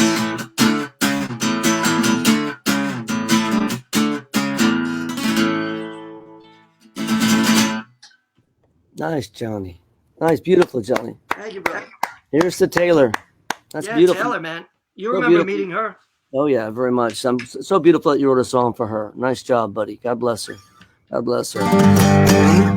And I agree with the boys. It's a pleasure to be here playing for such a good cause. Thanks to Dave, the Wingate Arts, Foundation, all the supporters of this, people watching. Thank you so much for being a part of this Light of Day Canada event, and taking the time to contribute to worthy cause for sure. Both charities. I'm going to sing a song, and thanks to Stephen and Johnny for hanging out and talking and telling your stories. Always good. It's like, even though I'm in Buffalo, Johnny's in New York, Stephen's in Toronto. I believe Stephen's in Toronto, and it's nice to have a conversation across the border, across the state. There's lots of ways to connect in this world, and this is a sweet one. So thanks, Dave and Light of Day Canada, for setting us up and inviting us to play. I'm going to sing a song called Children of Paradise, and it's for all of us, We're all going through this. And Here's to the children of paradise, you and me, and the children to come.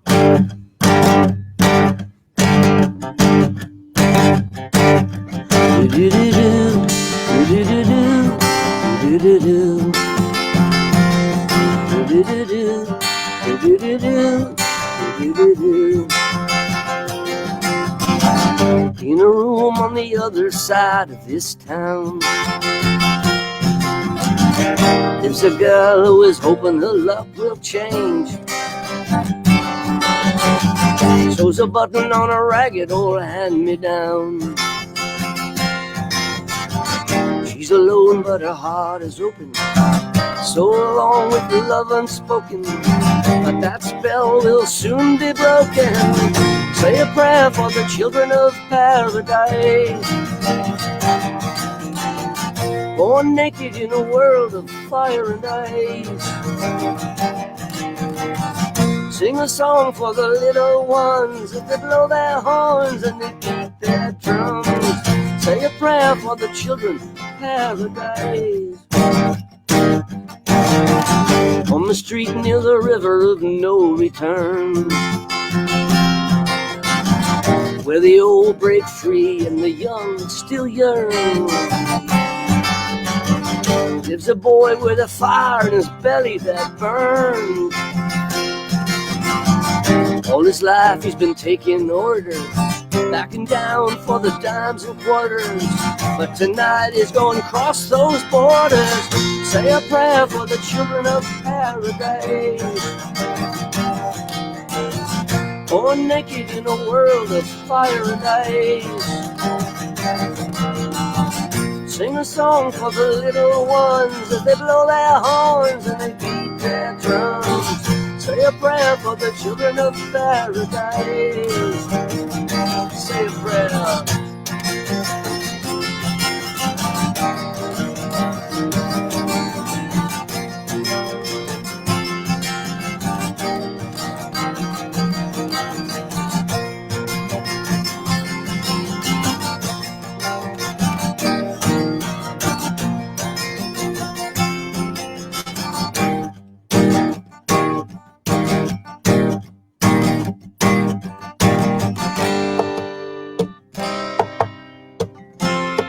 And when the night is falling, you can see the shadows crawling as the church bell strikes 11. Two strangers reach for heaven. Say a prayer for the children of paradise, born naked in a world of fire and ice. Sing a song for the little ones as they blow their horns and they beat their drums. Say a prayer for the children of paradise. Say a prayer. Say a prayer for the children of paradise, born naked in a world of fire and ice. Come on, sing a song for the little ones as they blow their horns and they beat their drums. Say a prayer for the children of paradise.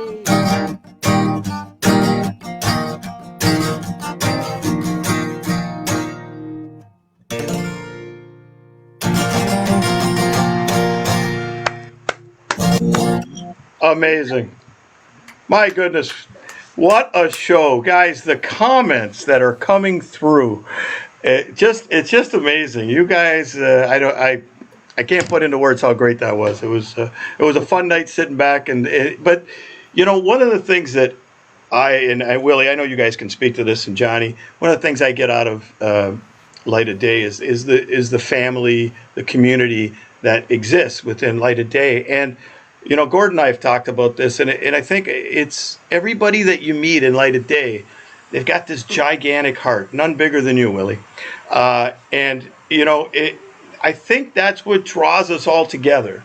Is it's like-minded people for a cause, and that's why, you know, you bring in somebody like Steven, and you know right away this guy fits the mold, and this guy, and John Cafferty told me that a long time ago when John was putting together a band for our show. He said it has to be the right people because it's a cause, and it can't just be anybody that I bring, because he was bringing, he brought Wally Palmer of the Romantics and Alex Lidgerwood from Santana, and so he put together this all-star band, but he sent out some names, and he said, no, that guy won't get it. No, that guy, he's not going to get it. And Stephen, just listening to your stories and your songs, and you're just new to the LOD Canada, family, but you fit in so perfectly, and it's nice to have you, and we like having you as part of it. And one of the things that came up during this, some girl from New Jersey, lady, I think it was Karen was her name, she wrote, she was obviously here to see Willie and Johnny, she's seen them a million times, but she said, wow, you got a new fan, Stephen. Great thing. And that's what I like about these shows, is that you might have a bunch of people coming to see Rusty Young from Poco, and then, I got emails after going, who's that Marty Allen guy? He's fantastic. I got to buy his stuff. And I think that's what I like about the Songwriters, is that, you've got different people coming in to see different guys, and then they go, wow, that guy's good, right? That Johnny Pisano, I didn't know he could write like that. I thought he was just a good-looking guy with big arms. Son of a bitch, the guy can write. I never wanted to bring my wife to the shows. I thought, I'm going to lose it. I'm going to be that guy going, she left with the bass, man. I'm done. So listen, guys, I want to thank you so much. And we're in COVID and things are changed. But Johnny, is there anything coming up for you? Anything happening right now with Johnny Pie and anything coming up? I'm actually looking forward to some live stream releases that Nice. Me and Willie did. Willie has some live stream. We went around, if you don't mind me speaking, Willie, for you. I wonder what you're talking about. Yeah. We went around New York City in different locations, and we would sing a song like Willie's song, I Saw Bo Diddley in Washington Square Park. Awesome. We went to Washington Square Park and sang that song. Oh, So that's I want cool. people to see that. And we went to the That's World cool. Trade Center where the towers were, and we sang Cell Phones. And I just want people to see that stuff. Very cool. And it's going to be meaningful. I can't wait for that to come out. I'm looking forward to that. Yeah, it's Wednesday night. It's, Next Wednesday, right? November 18th, 8 o'clock. If you go to the website or FaceTime or whatever, we did this show live from the streets of New York 2020. And it was really fun. It was an idea I had. We went down by the Statue of Liberty, sang a song. There's a war memorial from World War II. We sang the Innocent Ones. So we went around town, played songs in different places, told stories. Went to Buddy Holly's apartment, outside Buddy Holly. Buddy Holly lived for 6 months in New York, his last 6 months of his life. Right. Fifth Avenue near 8th Street. And I know his wife. She's a friend of mine, and she told me the story. And we sang Not Fade Away outside of his apartment window. Really? Yeah. So How cool is that? That's cool. It's joining me 8 o'clock this coming Wednesday, the 18th, 8 o'clock. Well, I know I've watched your shows. Sorry to cut in, but I've watched your shows, and they are so incredibly produced. It's like you just bought a DVD. You put it up on the big screen, and it's like the camera work and the sound. It's just, the quality's phenomenal. You guys have done a great job. Thank you. We've been having a good time with it. The band is great. I did a couple by myself, a couple with Johnny Duo, and some with the band, and now we're doing some New York street show, and it's a way to bring in income, and still get music out there. It's fun. I still feel alive and happy to be making music. It's great. I'm gonna start making a new record in January, actually. He doesn't stop. He's like a Pez dispenser. Oh, here comes another one, and they're all good. But I want to say, for Light of Day, I want to say that there is a community, and the people that come every year, whether it's to New Jersey or to Canada, or across Europe, there's people see old friends. It's a community. It really is, and people are gathered for a really good reason. Old friends see old friends. It's a deep, beautiful thing, and it's nice to welcome Stephen as part of it. He's a beautiful cat and a beautiful songwriter. So, thank you, my friend. I told you earlier today, Dave, how excited I was for. Yes, I know, and it was nice to hear. So, yeah, it's been a honest pleasure, and Willie, you already know what I think of you as a writer. I think you're great. It was great to hear Johnny's songs. This has just been lovely. That's all. Good hang. Now, Stephen, do you have anything coming up? Anything? The only thing I've been doing is like a bi-weekly live stream on my Facebook page. That's been Right. a lot of fun. I so far I've been pretty consistent from my backyard. I'm not sure if that is going to carry on now that the weather's turned, but Get the white stuff out there. yeah, I might try it. Who knows? Let's see. Yeah, why I don't not? know if Apple computers will stay on in the cold. I don't know. I know the iPhones die when it's cold, so I don't Yeah, know about the I know, computer. yeah. But well, hey, listen, one of the things I had to bring up, I wrote it down over here. I wrote it down earlier, but Sil Apps, is that the only time he's ever been mentioned in a song? I have to know. I've got his hockey card, but And is Sil Apps ever? Well, I feel bad because it's a bad mention. Yes. He became obviously a storied hockey career. My father was a huge Sil Apps fan. I think one of the first pictures of a hockey player I got was from my dad, and it was Sil Apps. And Really? he went on to be elected as a Conservative member of Parliament, and he was the guy that was responsible for herding up the hippies and bussing them out of Yorkville. He didn't want the hippies hanging around. He didn't Really? he didn't want that scene to go down, and he was the one that eventually pushed the whole area towards gentrification. So you got to Really? call it out. Yep, you do. I just laughed when I heard Sil Apps the first time. I'm like, who mentioned Sil Apps in a song? I got his. Didn't he play with the Penguins as well? It was with the Penguins. He was And with the Leafs. and the Leafs, and one Yep. other team too, I think. But yeah, in those days they moved around a lot, I guess. So. Well, it's funny, while you were playing, Gord, who is our Light of Day, Gord and Jeanette did Light of Day Kingston. They've been just amazing to Light of Day on both sides of the border. Like, you can't ask for better people. And he made mention of your Leafs Stanley Cup picture. And I said, did they have cameras back then? I didn't know there was cameras. And of course, I forgot I'm a Buffalo Sabre fan. So right away, his retort was, and what about when the Sabres won the cup? And I'm like, yeah, okay, I'm going to shut up now. I just need to point out that that's all Dave Keon themed in the corner. I have a Davey song. Keon. I have a song about Dave Keon that I didn't do tonight, but the corner card is his signature to me, thanking me for writing the song. So Really? that's pretty cool, yeah. Dave, I grew up, my grandmother was a huge Leaf fan, and Davey Keon and Sittler and all those guys. And Keon was one of my favorites. So. Yeah, hero. Yeah. Well, hey, maybe one day the Leafs will win the cup again. Who knows? Well, Listen to the guy wearing a Dallas Cowboy hat. I should shut up and just go back to music here. Well, listen, guys. Before we go, I got a few people that want to say hi. Obviously, this guy was on earlier, but he brought his better-looking half with him. Better three quarters. Kathy and Charles, how'd you like the show, guys? Oh, fantastic. Thanks, guys. You all brought it. It's phenomenal. Speaking of phenomenal Willie Nile shows, I just want to, because my wife is here now. 2 weeks from today, my favorite Willie Nile show of all time happened in 2017. I was there. And you were talking about, great music venues closing. It was at the Mighty Mighty Cadillac Lounge. It was owned by, what's that guy's name? Salvatore Grosso. Yeah. Where Kathy and I got married. So 2 weeks from now, 3 years ago, we got married at the Mighty Mighty Cadillac Lounge. Yeah. And Willie Nile and the band played. Stephen, everybody that was there, I was in attendance. Everybody who was there, every guy, I should say, every guy went, shit, this is the wedding I wish I had. Shit, this is what a wedding. yeah. It was the best wedding. It was the cake gone down. It was, and then you got Willie Nile playing. Like, where else do you see that? Great. Yeah, unfortunately, I didn't meet Charles and Kathy till after that. But Yeah. Yeah, we would have invited you. Stephen. The only downside is the day before, Pisano ate convenience store sushi. Oh, Which I think is a song title in itself. yeah. Convenience store sushi. There's a song. Yeah, I was messed up for just enough time for me to get better enough to do that gig. Just took me enough time.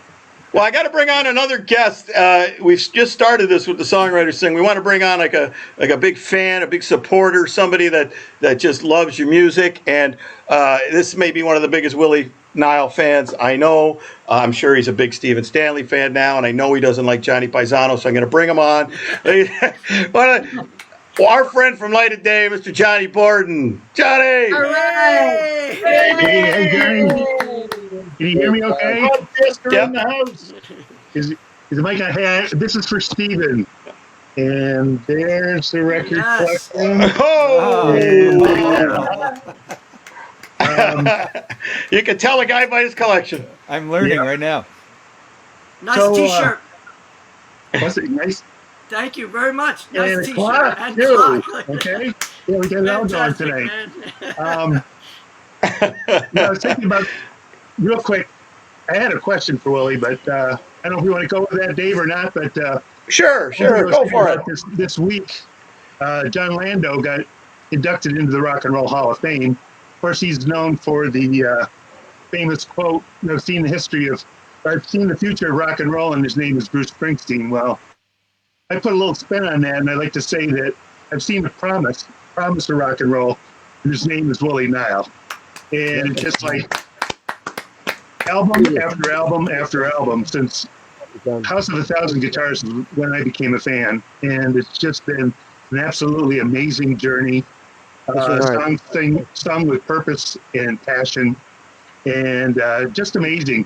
So I have this one question I'm going to throw for Dave. Said, "Hey, you can ask a question for the group and stuff." So this one's for you, Willie. The rock and roll life, is it life and lifestyle? Is it waking up in the middle of the night with words going in your head and you go, "Oh, that's a song"? Is it taking a piece of wood with some strings on it and strumming on it and go, "Oh, that's a melody"? Is it taking those two ideas and going into a studio and seeing what the producer and the band can do? Or is it going out on stage and pouring out your heart and soul for 2 hours when you're dead tired? What is it that drives you, I guess? What is it about rock and roll that means so much to you? Well, for me, music, whether it's music I'm playing myself or music I've heard growing up and still hear to this day, there's redemption in it. There's some salvation in it. There's some healing in it. It helps me make sense of the world around me. Looking at, from whether it's a love song or a song of loss or a party song on a Saturday night or a political statement or whatever, you can write about anything. I woke up in the middle of the night with song ideas. I go, that's a song. I'll make a note and go to sleep. Walking down the street, pick up an instrument. I'm lucky and blessed and grateful to get to, make a living. You can call it a living, but, doing what I love, making music. And it's funny how I still feel as passionate as I did when I was a kid. I still feel the fire. It still means everything to me. And I won't go into the studio. I won't record a song unless I think it's like, I have a real standard that it's got to be special. And I got a whole new batch of songs I'm going to start recording in January. So I'm happy to be in here, singing songs, carrying on this great tradition of rock and roll, and happy to be part of it. A night like tonight with Stephen and Johnny, singing our hearts out, things we care about, and raising money for good causes. Bless you guys for setting the table for us. Yeah. You're welcome. Well, Thank you, Willie.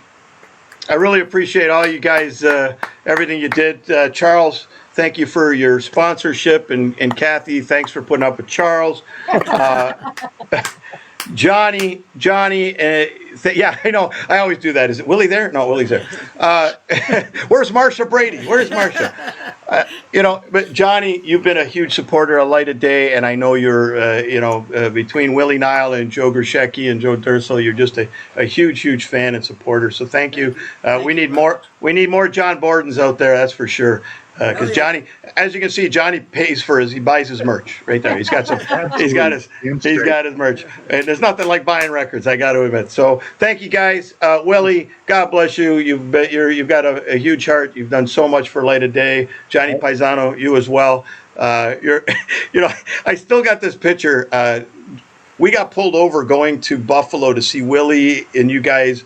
I think it might have just been the two of you, but you guys were playing at a record store. It was an album release, and me and Evan were going. It was pouring rain. We were crossing the border, and I'm this older guy with my kid. He's 10. He was a Willie Nile nut at 10, and so I'm bringing him over to the thing, and they pull us over. Where are you going? I'm like, well, I got my shirt on, and Evan's got his shirt on. I'm like, go see Willie Nile. I showed them the tickets. They pulled us in. They interrogated us for an hour, and we got there just in time to see it. I'm like, why would I lie and say I'm going to, see Willie Nile with this kid, But anyways, so we get there, and at the end, you were so nice, and you're talking to Willie, took some pictures, and then Evan wanted a picture with you. I get a picture, and of course I get the big thing like this, right? And I'm like, he's 10. I'm like, how do I show the wife this one? But it's your signature. Now he's 16. He does that to me, so it don't matter, right? I mean, you're not going out. Sure, I am, Dad. It rubbed off. It rubbed off well, man. That's just from the old punk rock days. You gotta love it, and it's Stephen. It was fun having you, and I hope we can continue this journey, and we can do some stuff together. You can call me anytime. I would be happy to be involved. Yeah, it's been a pleasure.